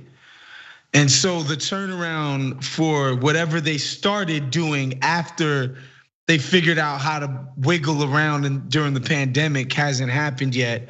So there's nothing I'm watching right now. I watched this thing called Hip Hop Uncovered about basically the street element in the hip hop music. Why or how that comes to be, and why hip hop is unique to say country or pop in that respect, and why there aren't like, well, there used to be gangsters and like criminals directly or ex-criminals directly involved in the business. Hip Hop Uncovered did a good job. It's like a 4-part series, pretty good, pretty interesting. I learned some new things doing that. But no, I haven't watched anything. I've been watching, honestly, I got Peacock and I just watched old Law and Order original. SVU was good for like 5 seasons, but SVU was like a bad TV show. I hate to be a TV snob right now, but it's a bad TV show. So before I go to sleep every night, I just watch old Law and Order, the original. Although it only starts at season 13, they need to hurry up and get the original on Peacock, man. Yeah, we like to watch like old episodes of Parks and Recreation and The Office on Peacock, usually before we go to sleep. And they don't have like all the seasons. See, that's a problem.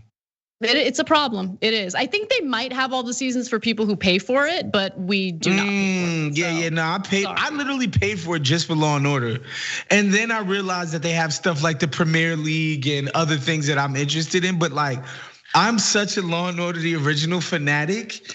It's like, cause it makes me so nostalgic for New York. And so, yeah, I got it literally just for Law and Order, to the point where I was like, look, when I'm done finally with the seasons that I actually like, I'll just cancel my subscription. But now I'm gonna stick around for Premier League for sure. Yeah, are you watching WandaVision on Disney? I don't do superheroes. I'm a grown ass man. Yeah, I can't do it. It's awful. Everyone's lying about it. It's terrible. It's not entertaining. Anna, let me tell you something. Yeah. I'm an unpopular take because we on the after show and we got to keep it real. I watched a bunch of people go crazy for Black Panther. Black people went dashikis to the movie theaters. Wakanda Forever all over the place. People went nuts. I purposely avoided it because I didn't want to watch a superhero movie because it's not adult content. It's for kids. I finally watched that movie. It sucks. The movie sucks. I'm here to tell you, I'm black. Black Panther sucks. Terrible fucking movie. I just can't do the Disney shit. The MCU, it's for kids. It's so fucking childish. The content, the story modes is so kiddie, dude. And shouts to Nando for pointing this out. The story arc of Black Panther is that a monarchy teams up with the CIA to murder and squash a black radical. That's the story. That's the fucking story of Black Panther. Horrible. First of all, Waz, I have to jump in as someone who's both a sports fan and a film fan. You're saying that this entertainment is for kids. At the same time, MCU is for kids. At the same time, I love sports, but I know that sports is a bunch of grown men watching other grown men throw balls into holes. Yeah. And it's and worse, while they're watching it, they're wearing the uniforms of other grown men and like get pissed off when they get ketchup on them. Like, come on, grow up. Listen, or don't grow up. That's the point, is don't grow up. It's a movie, it's entertainment. That's a very fair point. But again, in sports, at least, adult themes are allowed to sneak their way into it. And we get to explore those things via the vehicle of sports. Pixar movies, by the way, are made for kids, and they're pretty fantastic. Like, what was the latest one? I'm forgetting the title, but I watched it and cried like a baby. Say it. Onward. No, I think it was. Is that the one about the jazz guy? It was Soul. Soul, Soul. And it was so good. It was so good. Please watch that. And also, Brett, there's no like other medium that's like close to the sports thing, the way there are other movies. Like, you can't compare Black Panther to Goodfellas. One is just way better, way more artful, just way better than the other. For me personally, I didn't like, there was just so many black people in Black Panther. That's what I found wrong with. Don't even joke like that. It's so serious. Bro, don't get canceled, boy. You about to get the whole network canceled, boy. I'm just joking. All right. We gotta all right, but I do want to say I watched every single MCU movie recently. I think it holds up. I think it's great. They do stuff. And I used to be a critic about movies in the time right before that all started, when those movies got so bad, comic book movies got so horrible that when they were fun and entertaining, it was like a breath of fresh air. And just straight up the ability to keep one coherent universe going for that many movies is just so impressive. And I watched them all the way through and had a great time. Already exists, Brett. They didn't do the work, so. Well, those people, they did have Joe Quesada, the chief crew. They have a bunch of. Don't get me going, but that work was done. But that work itself, it had been attempted to be brought to the cinematic world, and it got brought there, and it was a success. And I respect you, but you couldn't be more wrong. Except for Black Panther. All right, we opened a can of worms here. But anyway, everyone go check out Waz's work.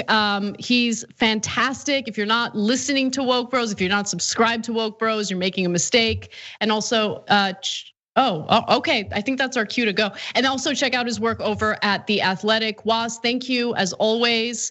And everyone, what follows this is Old School on all of the platforms we're on, with the exception of Twitch. And just a reminder, Artesian Builds will be building a computer for our producer Marissa on their Twitch channel. So we're gonna rate it, check it out, have fun, and we'll see you tomorrow.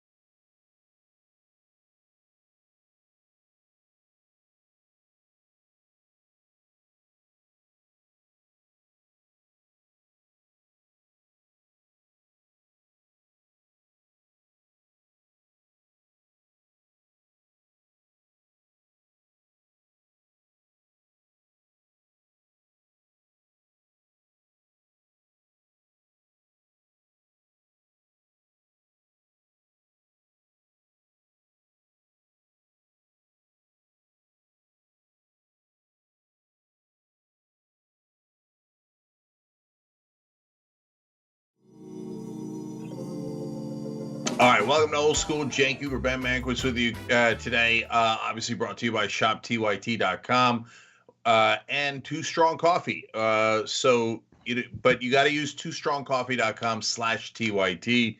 They give to progressive causes, and they're delicious. Okay, Ben, we got some light topics. We got a serious topic up ahead in this episode. So let's start with something in between. Okay. Hold on. Let me just first say about our producer, Asher. So she said, we're ready for you whenever you are. I'm running more behind today than normal. There's really no reason for it ever, but there it is. And so I respond to her as I'm running around the house. I can't find anything that I need, right? And I've moved some stuff downstairs. Computers are in different places, right? And so I write back 2 minutes. And what are the choices? What things could she write back to me saying 2 minutes, and then we'll rank them in what's the best response? Thumbs up would be the most common response. Sure. Mm-hmm. And that's acceptable, right? I mean, I really wouldn't be talking about it though. Yeah. So it was not. Yeah. She did not go with thumbs up. Yeah. No, I suspected that was not the correct answer. Given that, yes, it's a topic of conversation. We could go with F that. I need you in the seat right now.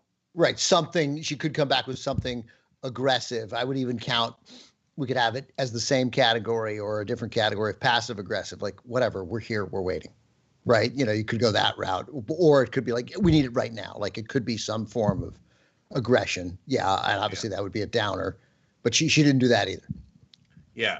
She could have gone a middle route. Instead of saying, I need you in the seat ASAP, she could have said, I need you in the seat as soon as possible. Yeah, as soon as possible. Yeah, she could have gone with as soon as possible. That's right. Right. She could have gone with WTF. Yeah. LOL on her writing that. We discussed WTF on last week's Old School, or on one of the old schools that we've done recently. But if she had written that, you'd be like, whoa, OMG. Didn't see that coming. All right. So she could go the other way, which I hope she didn't, which is take your time. Anytime will do. No, that would have been, I mean, that would not have been effective for anybody's purpose. And she did not do that either. Yeah. So now you got me curious. Mission accomplished. What did she write? Copy. The best. The best. You just like that copy. Copy is just, it's cool, right? It's a way of saying, okay, got it, whatever. But it's both communications talk and cop talk, or emergency management talk. So it instantly makes me think that what we're doing is more important than what it is. Ooh, copy. I got to get going. And come to think of it, I had not given the word copy any of that weight, but now that you stated, it's fairly obvious in hindsight. But beyond that, it's actually quite effective because it makes it seem like, we're running a professional operation here, and so hence implicit in that is if you say 2 minutes, I assume you're a professional, and it means 2 minutes. It means 2 minutes. Like you have 2 minutes and 40 seconds really before you've betrayed our trust. So I liked it. I like it. All right. Man, that's a lot of meaning in one word, but that's kind of what we do on Old School. That's right. Is invent meaning into words, and sometimes just invent words. So Ben, there's this guy named John Schnatter, which come to think of it is a funny name. He's the owner of Papa John's. Right. Oh, okay, yeah. There's no way that growing up, if he's cool at all, if he had friends, that they didn't just call him Schnatter. Yeah, why would anybody call someone John if their name is John Schnatter? It's got to be all Schnatter I would do is or call that guy Schnatter. Yeah. Hey, are we gonna play cards tonight or what? Where's Schnatter? Like, it's obvious, right? If he played hockey, Schnatty. No, Schnatty, obviously, yeah. Right. Schnatz, maybe, yeah. Yeah, Schnatz. Let's have some Schnatz. Yeah, over sure. at Schnatty's. Yep. These are all possible, but Schnatter, a bit of an unfortunate name. But said the guy named Uygur. I think it's a good name. I think it's a solid name just because of what you can do with the last, because you just want to say the last name. I hear you. We got a Shekels here at TYT, who we've talked about and cursed off at Old School before, kiddingly, of course. So I'm not sure I remember Shekels' first name. And I'm not sure that it's relevant. No, it's not. It's not. Shekels is a good name too, but I even like Schnatter better. But Shekels is a total. You call that guy Shekels. I mean, I think I call him Mike, but other people should call him Shekels. Is that his first name, Mike? Huh? I don't know. I hope it is, because that's what I've been calling him for years. Yeah. Yeah, it's about a decade. Yeah. But Shekels to me is not just a cool name. Schnatter, I think, could go either way. So like Shekels is rated or underrated. Schnatter could be underrated or overrated, because I mean, Schnatter doesn't like roll off like it's. I can see how that can go south. I'm just saying. But not once you're a grown up. I just mean once you're out of a silly age. I just don't think Schnatter ever lets you down. I mean, I suspect that, and if it turns out that this guy in the story you're about to reveal let people down in some way, then I'm convinced that most people call him John. Okay, that was the problem with his upbringing. That's okay, right, let's test that theory. So I always thought Schnatty was sus because he did those commercials with Peyton Manning. Right. And anyone associated with Peyton Manning, I've always thought to be of questionable intent and perhaps intellect. And so my strange but understandable hatred of Peyton Manning is well known, nearly infamous at this point. So when I saw the Papa John's ads with Peyton Manning, I'm like, oh, they must have gotten along. They're probably both horribly conservative. I already don't like the guy. And that garlic butter is obviously made out of the most artificial thing on earth. But I'm a fair person. I do look that their pizzas, I think, super subpar. But with the garlic butter, I can make it work. Okay.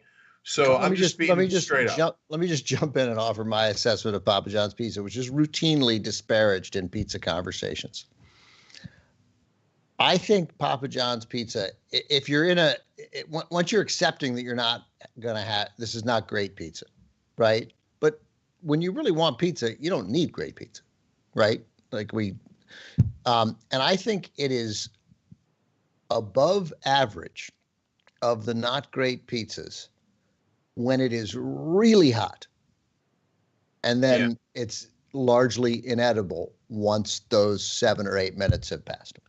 I think it goes from a B plus to essentially an F. Like you got to eat 2 pieces of Papa John's pizza 6.5 minutes after you receive it, or you might as well just go to bed hungry. Yeah, I hear you. I go 50-50 on that, but all negative. Like, so the 50% that is correct is your second half, which is, yes, it's particularly atrocious if you let it get cold. There's something about how artificial it is that all of that like coalesces in some like really gross way after 6.5 minutes. So that's a great call. But it started out super mediocre to begin with. Like if it's not for the garlic butter, I would never ever order Papa John's, having divorced from politics or Peyton Manning or anything like that. I just like, why? Like because almost any pizza I would order would be better. Papa John's delivers a thickness of pie that is sort of unmatched in the bad pizza community. Right? Yeah, but why are you going to get stuck in the middle? I like you a dead armadillo? It turns out deep dish, it's too much. Like it's too much. No, that's it. I'm declaring you Joe Manchin of pizza.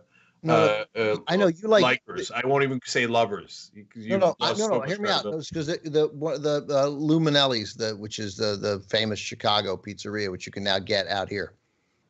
No, I like it, but it's bread with some pizza on top. Like when it's good deep, but it's rare to get the deep dish that I am looking for. And I thought that, considering that also I remember about Papa John's is that I remember laughing at the price. Like getting it delivered when I lived on my own back in 2010 for a bit and ordering it and thinking, it's cost $8.80. I'm going to get 2 meals out of this. I win, right? Except it turns out you can't get 2 meals out of it because the second meal inedible. But at the time, you think you're getting 2 meals out of it. Yeah, and the garlic butter has a shelf life too. I mean, you let that garlic butter sit long enough, forget about it. Good night, Irene. I remember Snapple used to have that slogan, "Made from the best stuff on earth." That garlic butter is delicious. I'm being fair, but it's got to be made from the worst stuff on earth. But anyways, so in terms of the pizza, we're going to get to the politics in a second, probably. But no, it's in no man's land. Deep dish pizza is at least a thing on its own. It's different than other pizza. Totally it's different. a different meal, right? It's such a different category that I barely put it in pizza. But everybody knows I'm not a snob about anything, right? And so my favorite deep dish pizza is a chain restaurant, Pizzeria Uno's. And I've had great Chicago deep dish pizza, and it's good, but it's too tomato sauce. Pizzeria Uno's is the right combo. Sometimes it's too bready. It's literally too much. Like it's too much in each bite. But I like Uno. I like Pizzeria Uno. Yeah, no, Pizzeria Uno's got a great balance. In fact, it's probably my favorite.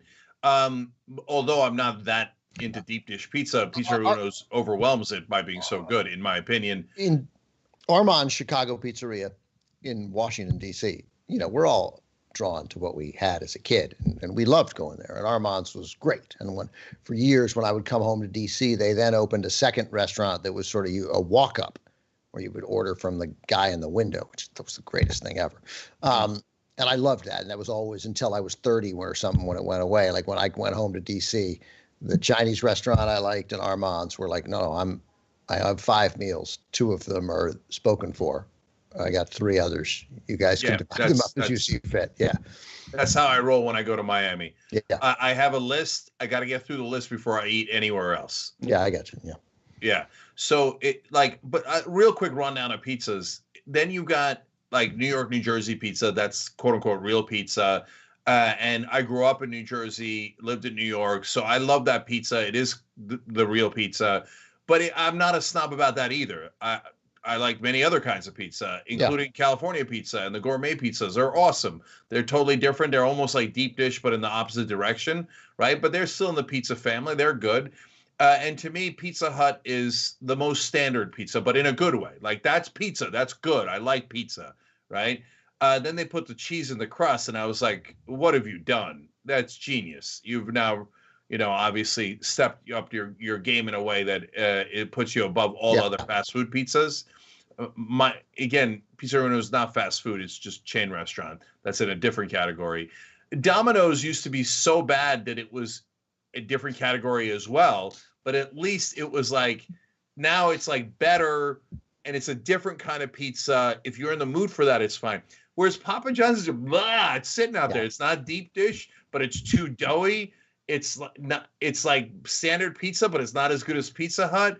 It's just blah. It has a we're gonna have a rare, strong disagreement on the cheese and the crust, because I really see the cheese and the crust as the car fob of food. Like, no, you think you've made progress. You've just made things more complicated. My problem with pizza was not that there was not enough cheese. I don't think it's really anybody's problem. And the people who have that problem, they order extra cheese on their pizza. And the car fob is among the worst inventions of our lifetime. I already forgot what car fob is. It's the thing where you don't have to turn it. You don't put the key into the ignition. So therefore, you don't know where it is ever at any time after you leave the house. Oh, Ben, the amount of money you and everyone else would have paid to see me struggle with my first car fob. And that car fob, by the way, right up there with Schnatter for words that annoy me. But I was in a friend's car and I have the key, but I this is the first time ever. This is a long time ago, not that long. And I'm like, okay, it doesn't go in a hole. What do I do? How do I start this vehicle? Forget losing the key. You forget now because it's so intuitive because we all have it. But the first time I sat in one, I'm like, how does this thing move? How do I turn it on? Obviously, that's the problem. Eventually, though, you learn that, obviously, and then you just repeat what you learned, right? But for me, still, to this day, literally to this day, when I get out of the car And now they got these things, you just touch the door handle and the car locks, right? Or you can hit the little chee-chee, right? Yeah. So I get out of the car, and as soon as I close the door of the car, it beeps, which tells you the key's still in the car. It's always still in the car. Always. I never take it out, ever. And as I'm sure the case with you, I have a jacket over my hand, and I got laundry, and I got a bag, I got a coffee, I got stuff in my hand, and I got to put it all down to get the goddamn key out of the car because I didn't think to put the key in my pocket. Yeah. I don't have that problem. I hate it more than anything. Yeah, no, I always have the key in my pocket because I'm not going to make that mistake. I learned that early on. But that night, though, let me just describe that real quick. One of these days, we will actually get to the Schnatter story. So I'm together with the guys in Jersey. It's cold outside, and it's really late. Greg gives me the key so I can drive home in his car. He's doing me a favor, but he goes to bed. So I don't want to go back inside, both because it's freezing and because I'd have to ask Greg, how do I start your car? Which he's going to laugh at, except he's not going to laugh because I'd be waking him up. So I really don't want to go back. So it was the most excruciating 12 minutes of my life. Like you think, like, now we all know you hit the brake and the start button. But at the time I didn't know. So I keep pressing the start button. I hold it down. I let it go. I do multiple taps. I like fiddle around with the lights. I'm doing the windshields. I'm like, what other button do I have to press at the same time as this button? I know I have to press something else, but what is it? Okay. And then finally, and that's why you guys would have loved it. If you saw that video of me, you would have been like, oh, it's such a wonderful idiot. Like, it's so funny and fun to see him struggle with this. But eventually I had to go back inside. And I had to wake people up and go, all right, you guys win. I don't know how to start this car fob thing. Which I'm sure I didn't call it that because to this day, I didn't know that was the name for it. But yeah. All right. So anyways, Papa John sucks. So although they did used to sponsor my show unwittingly back when it was a public access show, I used to get that for the crew. So anyways, Schnatter turns out, of course, is a Republican douche. And he's a Trump supporter, bad guy. I knew he was a Trump supporter. Yeah, he's a bad guy in every way imaginable. So at some point, somebody outs him, and they release a phone call where he's saying terrible things, including racist things, right? So instantly, he becomes a folk hero, and then he gets fired out of the company that he started and was the CEO of. So instantly, he becomes a folk hero for the right wing. Poor racist guy, fired. It's just a win-win for them. He's canceled, so they're outraged. In fact, the serious story is about someone who actually is in the middle of getting canceled, and I'm going to defend her. But this is not a cancel. This is like, you're bad for business. Now everybody thinks we're racist, and we don't want the racist guy selling the pizza, and nobody's going to buy it, right? It's just capitalism is what it is. But he's a cause celeb now. And so he goes on OAN, and the interviewer there is this young woman who's like, oh, what happened to you, of course, was heinous and evil. Heinous. Heinous, yes. No, I know. What's that from? That's from a movie. Yeah, or the English. My Cousin Vinny. My Cousin Oh, Vinny. is that what it was? Okay, yeah. Heinous. I don't know if any Utes were involved in this heinous act, but heinous crime. And he says at the end of the interview, like, yeah, oh my God, they smeared me. This is unbelievable, outrageous. I can't believe they canceled me over this thing. Blah, blah. And then he says, and look, I've been working on myself, and and I've been working the last 20 months to get the N-word out of my, out of my language and the way I speak. Wait, first of all, you just admitted that you've been using the N-word for the last 20 months, let alone before, and that it's taken you 20 months to work on that project, and you're not quite home yet. That's right, not quite. How long is this program, man? Jesus Christ, man. Yeah. He's like, and it's like, does he have a button? Does he have a badge? Like, oh, I've been clean for, well, not 20 months. I've been working on it 20 months. I'm clean. since I've been on the air, like last 11 minutes, I'm clean for not saying the N-word. And just for the record, he didn't say the word, right? No, in the interview he said N-word. Thank God. Yeah, because I was just reading about the story as you were talking about it, and he quoted other people saying it sort of in his way, and I was like, well, I wonder. And I read it, and I was like, a guy who says it that comfortably, even in the dumb context that he quoted it, uses it. I thought, and then instantly that little thing where I was like, I don't know whether he uses it, and then literally like 2 minutes later, the whole point of this story, which I did not know, was that he clearly uses it all the time. Yeah. Yeah. No, but then why are we having an interview? Well, and of course, you're going to be shocked to find out that the right-wing outlet OAN did not do the most obvious follow-up question of all time. The charges that I earlier referred to as heinous of you being racist, would they not be buttressed by the fact that you just told me that you're having incredible difficulty not saying the N-word in your private life over the last 20 months? Would that not be an issue? And perhaps maybe not those charges not as heinous as we previously imagined. That follow-up did not happen. I don't understand PR, man. Like, first of all, I mean, I guess nobody else is going to book you, right? So, I mean, it's not like he can go on CNN or MSNBC or something to try and rebuild his brand, right? But he doesn't need to go on OAN, right? And I guess unless he's going to try and just sell to that wing, right? Which I guess you could do, right? I suppose, right? In some company. So maybe I'm wrong, but I mean, it just strikes me as like you're just going on to an audience that is, they've forgiven you. Like there's no value in this. But I guess this is the new era. You want to capitalize on the people who are with you and not concern yourself with people who are not with you.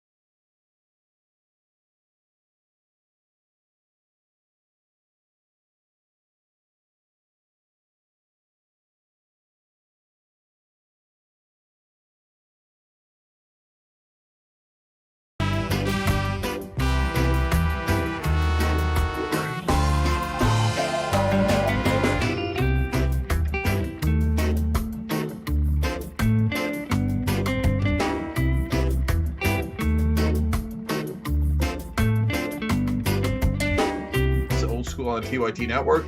Cenk Uygur, Ben Mankiewicz.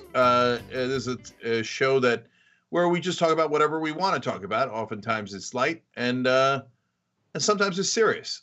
So Ben, let me throw one more light one at you before we go to a serious topic. And of course, this is brought to you by the thugs at shoptyt.com, where they have great shirts. This week, we're celebrating Women's International Day, and they have the Feminist AF paraphernalia. Later in my confirmation hearings, that'll get brought up. Do you know what AF stands for, Mr. Uygur? And did you really want the feminists to be that feminist? Is that what you wanted, Mr. Uygur? Was that some sort of charge against the right wing? Imagine my confirmation hearings. Right. I mean, I interviewed Ben Jealous this week, former head of the NAACP, current head of President for American Way, and they're trying to defend women of color, and that are getting attacked by Republicans who are nominees for Biden, right? And every woman is charged with being a radical leftist. Vanita Gupta once got innocent black people out of prison. Rick Perry pardoned them because of her evidence. Okay. Now, they don't cite that case because it's embarrassing, but that's why they're mad at her. And so, like, when you read into the Biden nominees, you're like, oh man, I'm not sure I even want to defend them against the right wing because they're so at best moderate, right? They're like, she wants to defund the police. They put that in an ad, and it turns out the Fraternal Order of Police endorsed her, and they're like, oh, it's great working with her. And I'm like, wait, I don't even know if I want to support her. It turns out she's great. She worked with the NAACP. She's great, but like, they're just so out in la la land in their insane world of things. But so, I mean, if they're giving her trouble, she's back. By the way, the other people that backed her, Bill Kristol. I don't know who you're talking about because I couldn't make out your Republican senatorial voice. Yeah, they're opposing one of Biden's nominees, Associate Attorney General position. Is the nominee is Vanita Gupta. And, okay, all right, I got you. I know her. Yeah. And so but you were like, Vanita Gupta. I was like, sorry, I couldn't catch in Jenkins character. It didn't come across to me who you're talking about. Yeah. So that who that. First of all, that's a generic Republican character I have. But if I had to attach it to a person, probably John Kennedy of Louisiana. That guy makes me mad every day, mostly just because of his name. Like, if you're going to be John Kennedy, could you be a little cool about one thing? No, well, actually, to be fair to John Kennedy, he was good about one thing, and then he's been trying to make up for it ever since. That's exactly, it's actually a hilarious right. story. That's exactly right. Yeah. So Trump sent up an appointee for a legal position. I forget which legal position it was, but it was an important one. And the guy was barely a lawyer. He worked at like Stop and Shop like a minute ago, and he'd been like the smartest 7 states. I'm making this up, and like was like a plumber and a mechanic. Like, to be fair to him, like, he worked, good guy, worked with his hands. Yeah, had totally a real job. None of this is true. Yeah, right. But like, definitely not a lawyer. Definitely like, had never seen the inside of a courtroom. Had never filed a brief. I mean, just totally unqualified. And John Kennedy, apparently that was the straw that broke his back for whatever reason, and just humiliated the guy. And he's like, and then when he talked about it on the air, when I saw him talk, he was like, essentially, he was like, "Come on, man." Right. And so I was like, oh, good for John Kennedy. Okay. Maybe he's okay because his name's John Kennedy. I'd been upset in the past. But no, since then, all downhill, all, as you said, making up for it. Yeah. So that one time that he just couldn't take the irrationality anymore and helped sink a guy who was nowhere near qualified. The American Bar Association is like, not qualified. This one's not close, just not qualified. Right. And so, of course, Republican voters were furious with him. They're like, who cares if he's qualified? Who cares if we don't even want him to be smart? Trump said it. Shut up, so-called Senator Kennedy. We didn't hire you to think. We didn't hire you to care about the law. We hired you to follow Trump's orders, idiot. And so ever since then, John Kennedy has been one of the worst Republicans. And it was so obviously because of that. He's been trying to, well, I tell you, look, I didn't tell you. Donald Trump, I mean, he almost murdered us, but I think murder's not so bad. It's not so bad because, sometimes I deserve it. I mean, the way that I asked that plumber if he was a lawyer, I had it coming. And I think a lot of Democrats do. I think they're the radicals. Radical Vanita Gupta first and letting black folks go. We don't do that in Louisiana.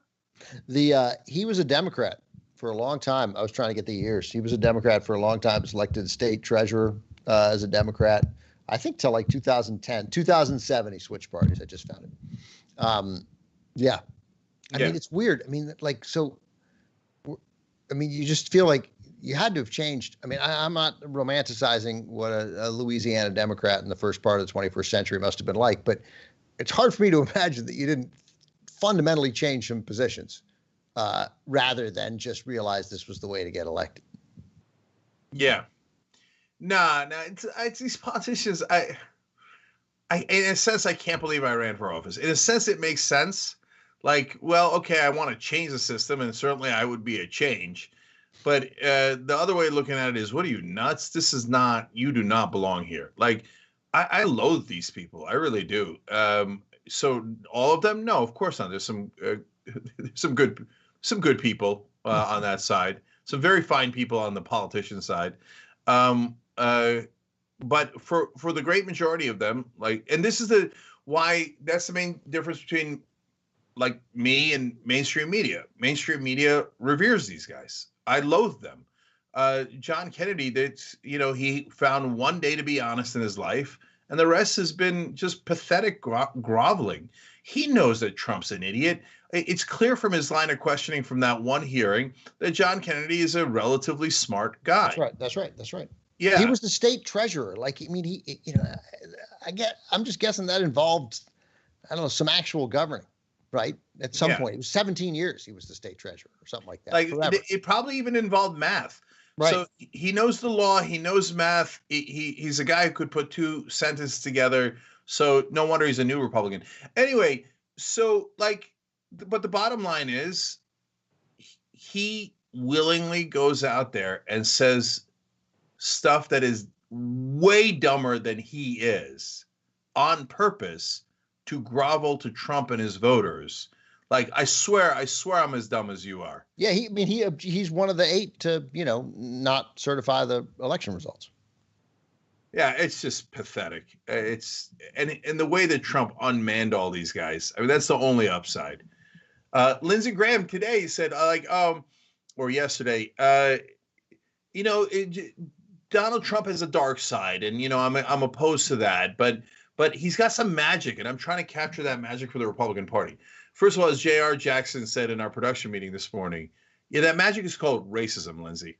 Okay, it's not that complicated. Yeah, but what is it exactly, Cenk, where you take, you vilify one group of people, like black people, and you use them to sort of whip up other people to feel angry that those people are coming to get them their jobs and their kids? I don't know what that word is, but I want to find what that is. Yeah, Ben, apparently it's called magic. Yeah, we have it already. We know what it is. Yeah. Yeah. So good line, JR. Yeah, and by the way, I mean, even if you take Lindsey Graham at his word, in that case, I think that he's probably mostly telling the truth. Like, he knows Trump's the worst guy in the world, but he's just trying to figure out how he appeals to Republican voters so thoroughly. And part of it is that Trump doesn't have the mannerisms of the other politicians who are obvious weasels. Trump is, I was about to use the word sophisticated. That's not going to happen. I withdraw it from the record even before it was stated. But he knows how to just directly tell Republican voters, yeah, I don't like brown people coming across the border like you. I don't like those brown Muslims at all. I don't like anybody coming from an asshole country. Okay. I don't like the Central Park Five who are innocent blacks and Latinos. I don't like Obama. I don't think he's one of us. It's not subtle. It's not subtle. That's the only thing that Lindsey Graham's missing. Just drop the subtlety, but don't, for Christ's sake. It's very bold. It's very, very bold of Lindsey Graham. Very bold of anyone to be like, I'm against someone's dark side. Thanks. That's great. Yeah. But even in Lindsey Graham's statement, it's like he's describing Voldemort. Totally. And I barely know Harry Potter, but I know Voldemort has magic and is a bad guy. Right? It's like, when the description of your hero sounds like Voldemort, you might want to get a new hero. Yeah, that's a fair point. Yeah. So anyways, we were supposed to do a light story. Voice messages. Have you gotten one in the last year? Or are they not officially extinct? Because I get them. I have a lot of older friends who like to leave messages. So, but I have 17 voicemails on my phone, so now people can't get through. And I get that complaint in texts or when I talk to them. They go, hey, your voicemail's full. Yeah, my voicemail's been full for a long time, and I've never unfolded it because I thought, well, who leaves messages anymore? And if they wanted to leave a message, why don't they just text me afterwards? Yeah, that's right. There's something. That's true. I'm thankful that I have one close friend. You know her, Teresa Strasser. Teresa and I leave messages for each other, but we're like the only people. Like, and they're long. They're like 2:20 and they end, and then another 2:20 comes. But she's mostly torturing me, and occasionally I'll fight back. But as I'm looking at these messages, I mean, most of them are there are many that are years old. My brother finally figured it out and stopped leaving me messages. Yeah, I mean, if I would never leave you a message. Hey, Cenk, it's Ben. Give me a call when you get a chance, okay? All right, thanks. Yeah. Yeah. I already saw that you called. Right, I saw that you called. That was your message. Yeah. Yeah. And by the way, don't get me wrong. It's not like I'm cool. No, I'm a boomer. It took me for certainly years, probably a decade after everybody else stopped leaving voice messages. But yeah, I used to do that. I don't remember how long ago, but like, hey, Ben, I called you to talk about something, but I guess I'll call you later, or you call me back. Yeah, you had those messages. I remember. I wonder if you got a message from you. This would be fun to have a message from you, because I have a lot of old saved messages. Whatever you do not play it on air without hearing it first. Why? What's the problem?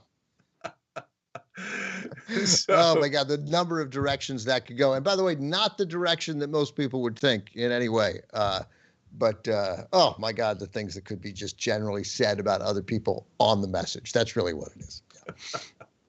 Mainly friends. Oh yeah, totally friends. Yeah. So Asher, you're younger than us. You guys can't see Asher, but she's producing. Have you gotten a voicemail in years? Yes. Oh, you have? Okay, so they're not totally dead. No, they're not dead, huh? Curious. I would have thought for sure that between Ben and Asher, we would have started to do an Irish funeral for voice messages at this point. I'm going to do one anyway. Just hand me a beer. Oh, which leads me to Ben. I saw what I thought was the first ever combination just this morning. We saw a house with two flags. One was "Don't Tread on Me," and the other one was a rainbow flag. And I was like, huh. I did not see that coming. Like a duplex? Like any chance those people hate each other and they live in separate apartments in the same house? Individual house. House. Yeah. And then I looked closer and I realized it was a Snoopy St. Paddy's Day flag that had a rainbow that had a pot of gold at the end of it. Oh, so it was not for LGBTQ pride. It was like some sort of St. Patrick's Day thing. And so, but what I then, okay, of course, us being who we are, I immediately thought, like, do I knock on the door and tell him what the rainbow stands for? Yeah. No.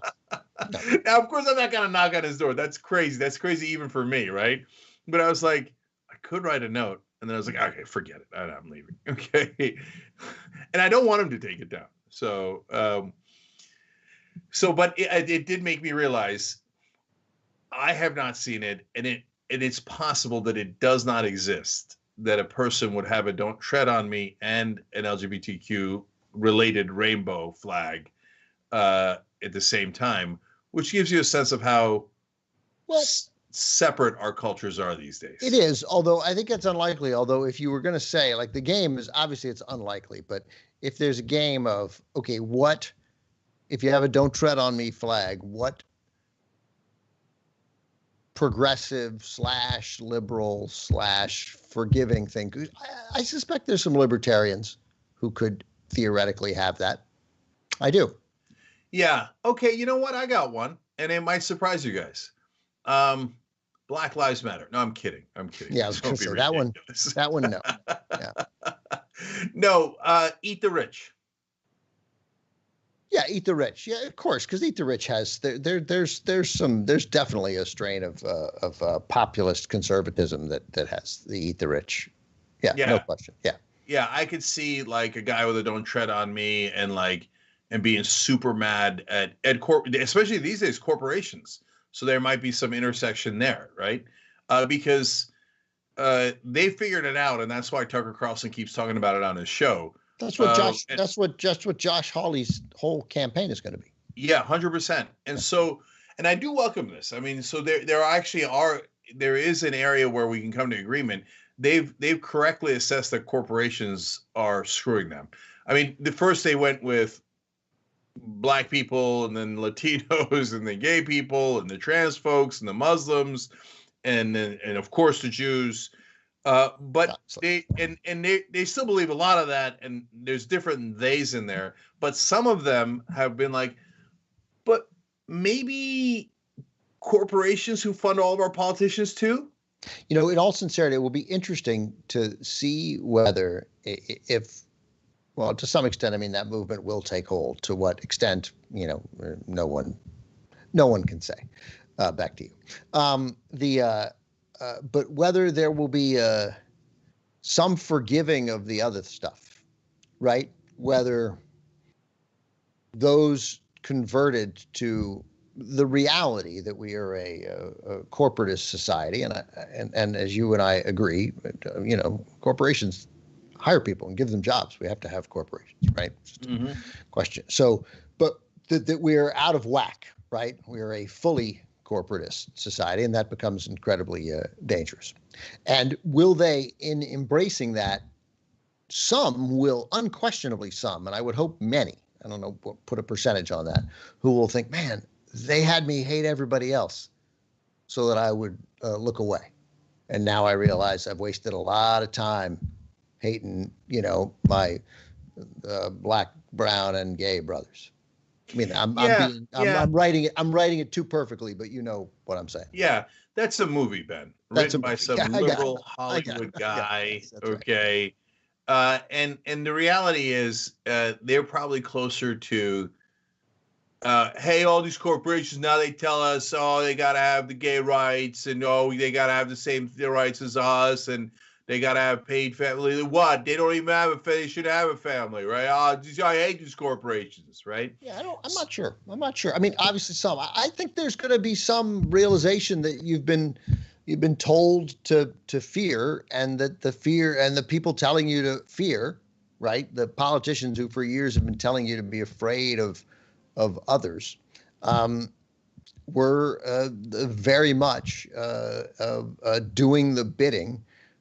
Like, man, if all of America realized the extent and power that the Koch brothers and the Mercers have, like, some are gonna recognize, well, I thought, why did I waste all my time hating other people who just want a job and want to take care of their families, and not you, right? Not you guys. So I don't know. I think that you know, look, if the fear that enough people come to that realization, that poses at some point, again in my movie, a grave threat to the to corporate control. Yeah, no, Ben, don't get me wrong. I don't want to poo-poo that. I think, I don't know that it could be as kumbaya a moment as you drew out there, but yeah, left wing and right wing getting together. I'd love to lead that charge, and so I've got plenty of credibility in hating the right wing and them hating me. So there's no doubt that it would be a genuine effort, as opposed to like, oh, he's secretly a Republican. I mean, if you think I've been charged with a lot of things, right? But if you think I'm still secretly a Republican, well, that one might take the cake. But yeah, I could bring just put me in a room with them.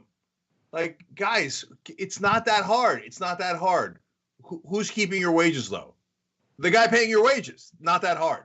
Not that hard, right? Yeah. And you know, you hate government. I was at a libertarian coffee shop. Apparently that exists. Sandwich shop, actually, over the weekend. And they have all these libertarian things, and it's all wrong, right? And it's all like easily debunked talking points. I wanted to scribble notes next to all the little like posters they had, and have people go, "Oh yeah, that's true, right?" So. Like, oh, you want to teach your kids about the government? Just take 30% of their candy. That'll teach them about taxes, right?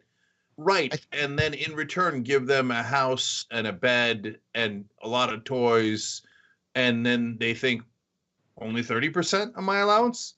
Yeah. I take like 60% of my kids' candy, and most of which I eat. Yeah. So, I mean, it leaves out a giant second half of the equation. And Anyways, the one that they had that bothered me the most, funny enough, was they had this chessboard and then you're the pawn. Okay, no problem, right? This is why at some point we could have a conversation with them.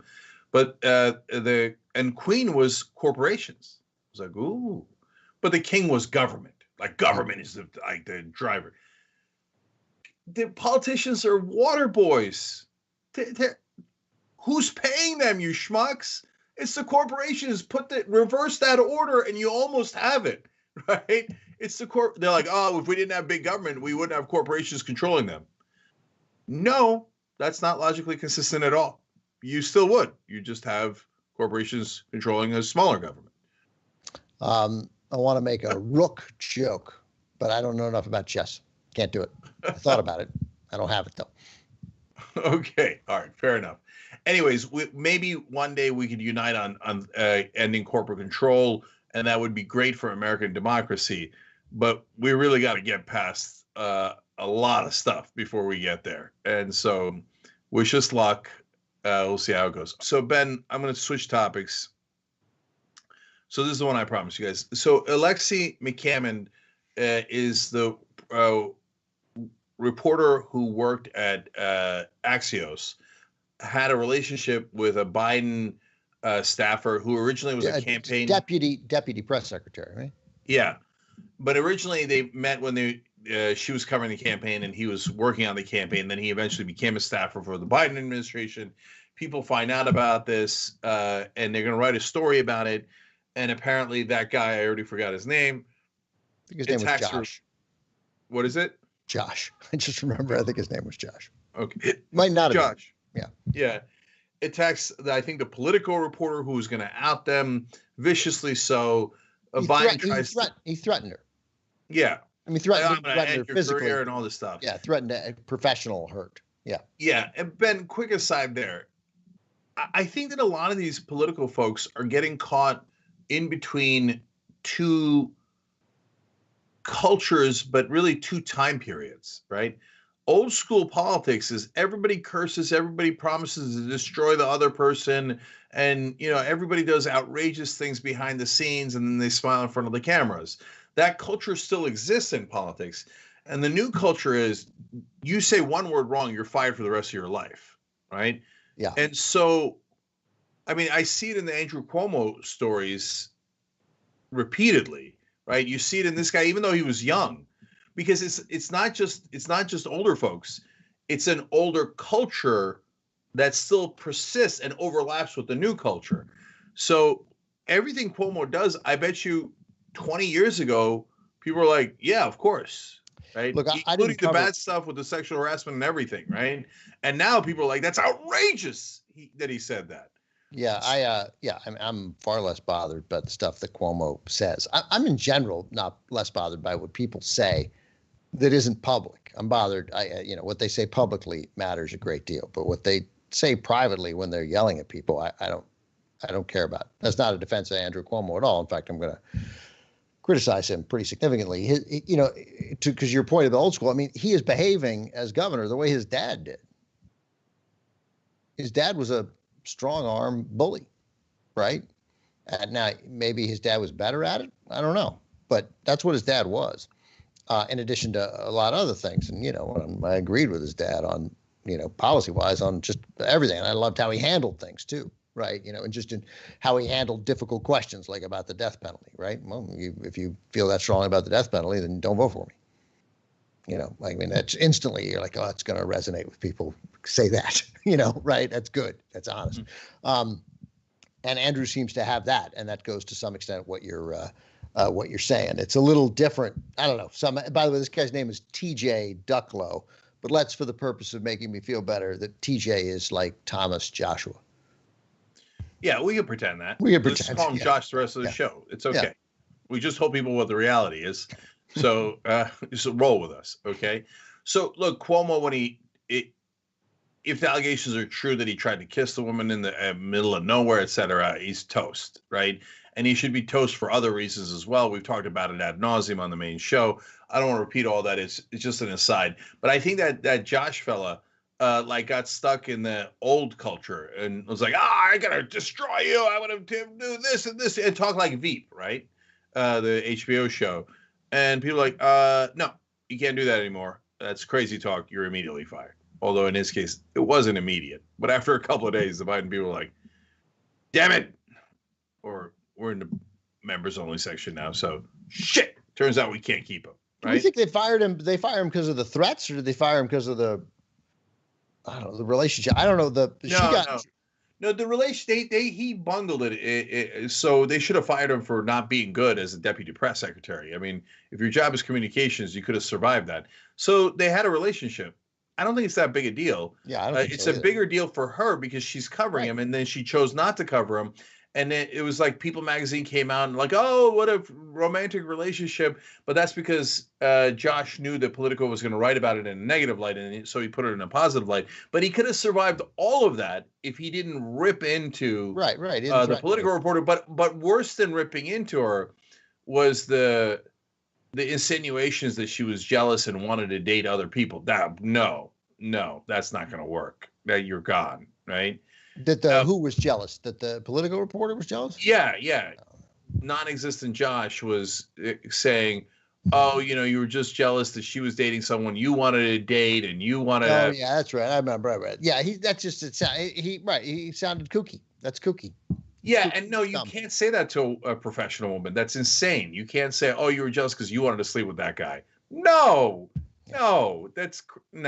right? But in the old days, apparently they did all the time. And the old days are still here. So that's even for some young people. Anyway, but that's not any of this story. So that's that guy and Alexi McCammon was the one was the woman in the relationship. There's no charge of wrongdoing or anything. She did recuse herself from covering him. Totally fine. She goes to Teen Vogue. She now becomes the editor there, the main editor, editor in chief. She's 27 years old, so it's a little bit of a controversial hire based on that. Some folks there don't like it, and it seems to me that their real complaint, and maybe I'm wrong though, is that they said, "Oh, there's a lot of people here with a lot of experience that deserve the job instead." And I was like, okay, that sounds like that might be the main issue. But then they say she wrote stuff that was racist and homophobic in the past. I say, okay. Curious. That seems it's an interesting story. I think she's biracial. What's her name? Alexi McCammon.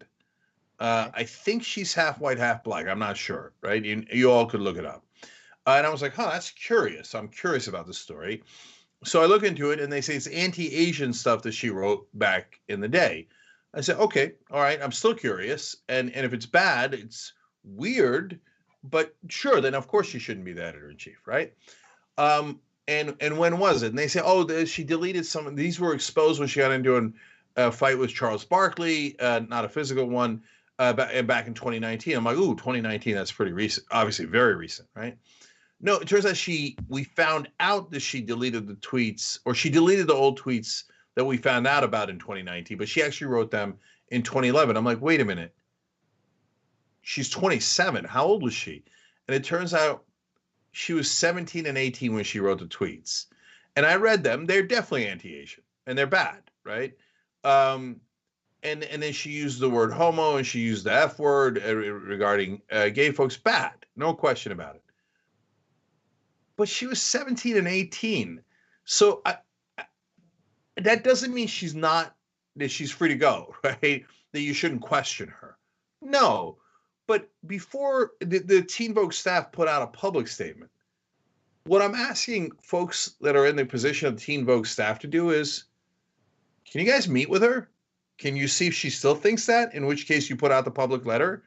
Or no, she was a kid, and she's so like mortified by it. I don't know. I don't know her. Like, I'm not saying she feels one way or another. But to preemptively judge her on things she said when she was 17 without even talking to her, I don't know, man. I can't live with that. Yeah, it does seem that you've characterized it completely correctly. Yeah, I don't know. It also just seems like, to some extent, you wonder whether I mean, she said the things, so it's true. But if their initial thought was that there were more qualified people, it almost seems like they found the thing that they can use to get rid of her, but it's not the thing that they actually object to. I know, but that actually would piss me off 10 times more. Sure, right? I know. I wasn't defending it either way. Like, guys, if you got a problem with her experience level and you want to make a case for someone at the company instead, do that. Because then if you're using racism and sexism as a charge in the wrong way, it is so hurtful and so counterproductive, because then people aren't going to believe you. And there's tons and tons of racism and sexism in this world. You don't have to go looking for something that somebody wrote when they were 17 years old when you are opposed to them for a different reason. If that's their intent, I don't know them either. Maybe they, and a lot of younger folks genuinely believe it, and they believe in this thing of no redemption. And look, obviously I'm biased here. I went through it, right?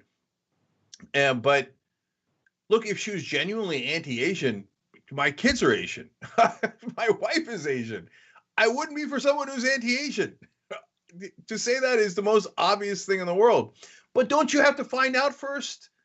I mean, to say someone wrote something when they were 17 or 10 years ago, 11 years ago, and I don't even want to have a conversation with them. I guess that makes me an old school liberal. I can't stomach that. I think old school liberals think, no, you believe in redemption, you believe in restorative justice, you believe in giving people an opportunity. And if, this looks like it might be like an actual case of cancel culture, because there's so many fake cases of cancel culture, and this might be a real one. And if it is, that's to me, that is not the progressivism and not what I signed up for. Yeah, I agree with you. We should find out what you talk about old school liberals. What do classic liberals think? We should ask Dave Rubin. I want to get. By the way, is it classic liberal or classical liberal? I don't know. It's made up, so it's made up either way. Whatever you want it to be. Yeah, there's no such thing. Yeah. So yes, there is. She has had quite a month, hasn't she? Though. Yeah. I mean, and it does suck, and it's true. It's happened to other, but obviously for things people say when they're teenagers, I am always likely to be sympathetic, right? And if they haven't engaged in behavior or words that for some period, a long period of time, that would indicate they still hold those beliefs, my overwhelming temptation is to, as we used to say, let them go.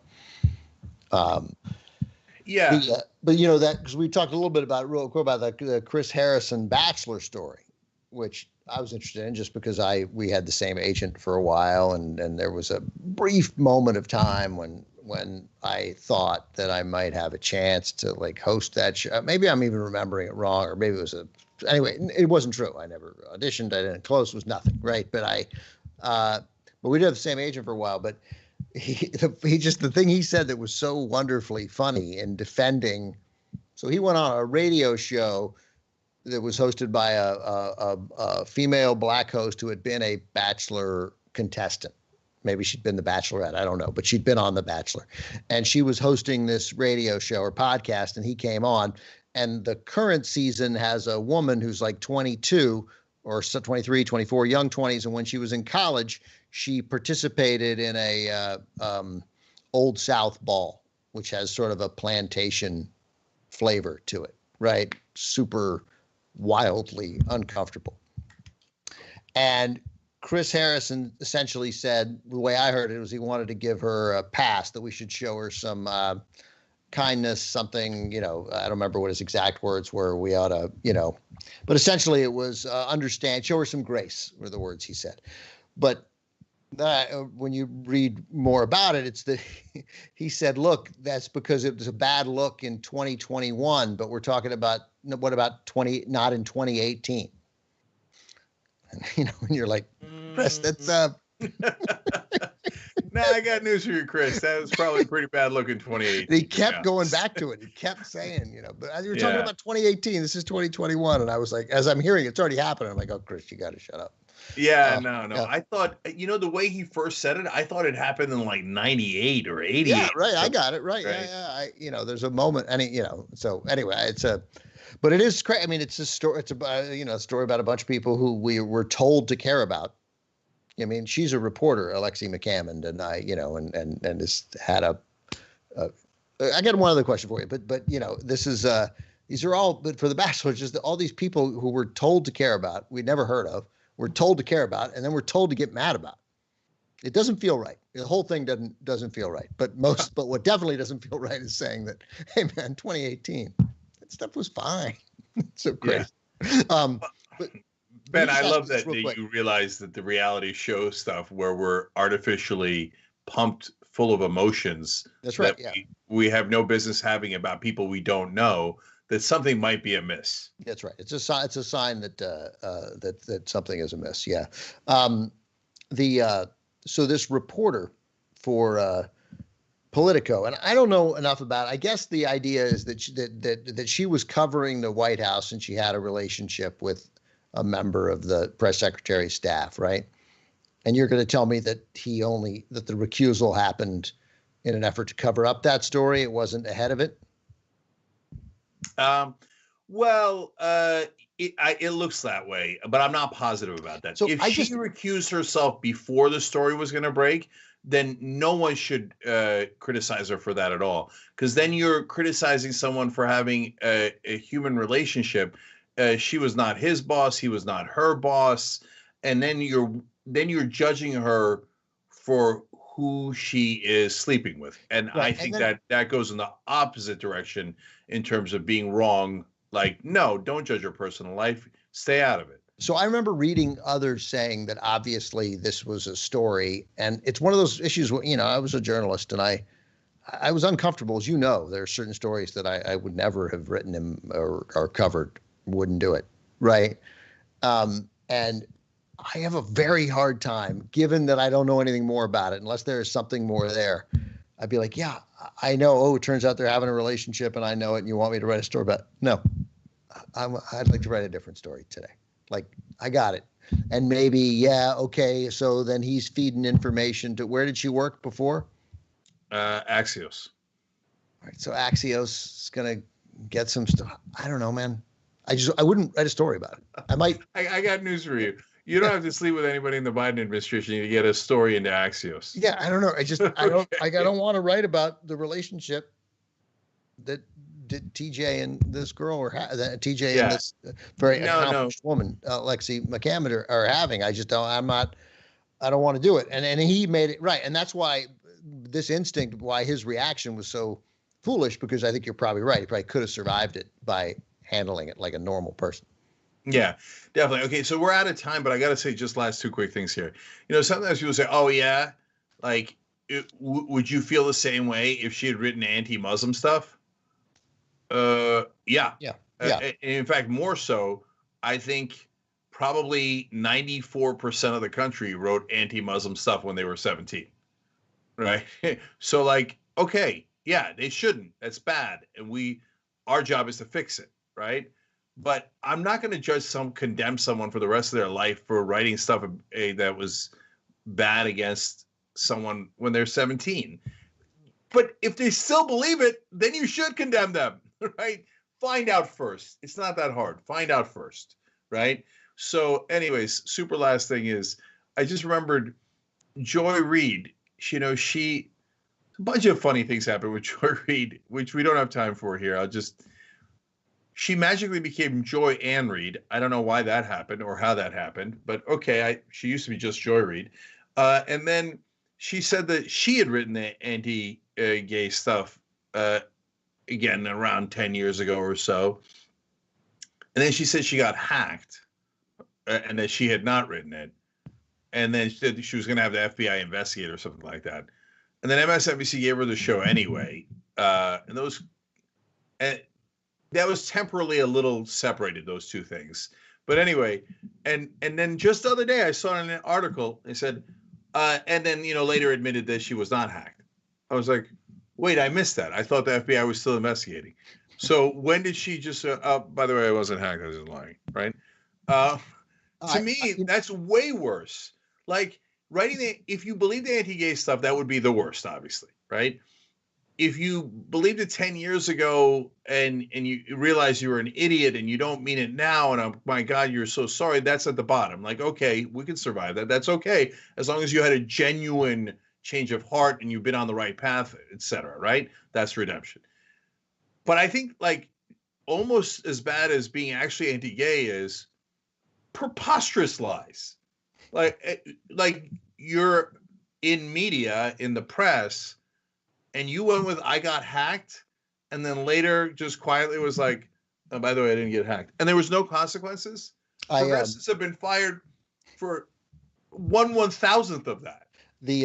I feel bad for the poor son of a bitch who's caught in the crosshairs of one of these things who did get hacked, because no one will ever believe that person under any circumstances. No, I did. Hey, and Ben, you know what's going to happen to. It's going to happen to me. Yeah. Right? I'm going to be like, no, but I swear to God, I got hacked. I'm a klutz. I don't know what I'm doing. I clicked on a thing. I didn't write that. And no one's going to believe me. No one. I wouldn't believe me. Yeah, totally. Right. Yeah, I'm not going to lie. I don't believe you. It hasn't even happened yet, and I don't believe you. Anyways, all right, guys, we're out of time. All right, Ben, God bless. Asher, thank you. Brandon, thank you. Okay, that's all. We'll see you next time.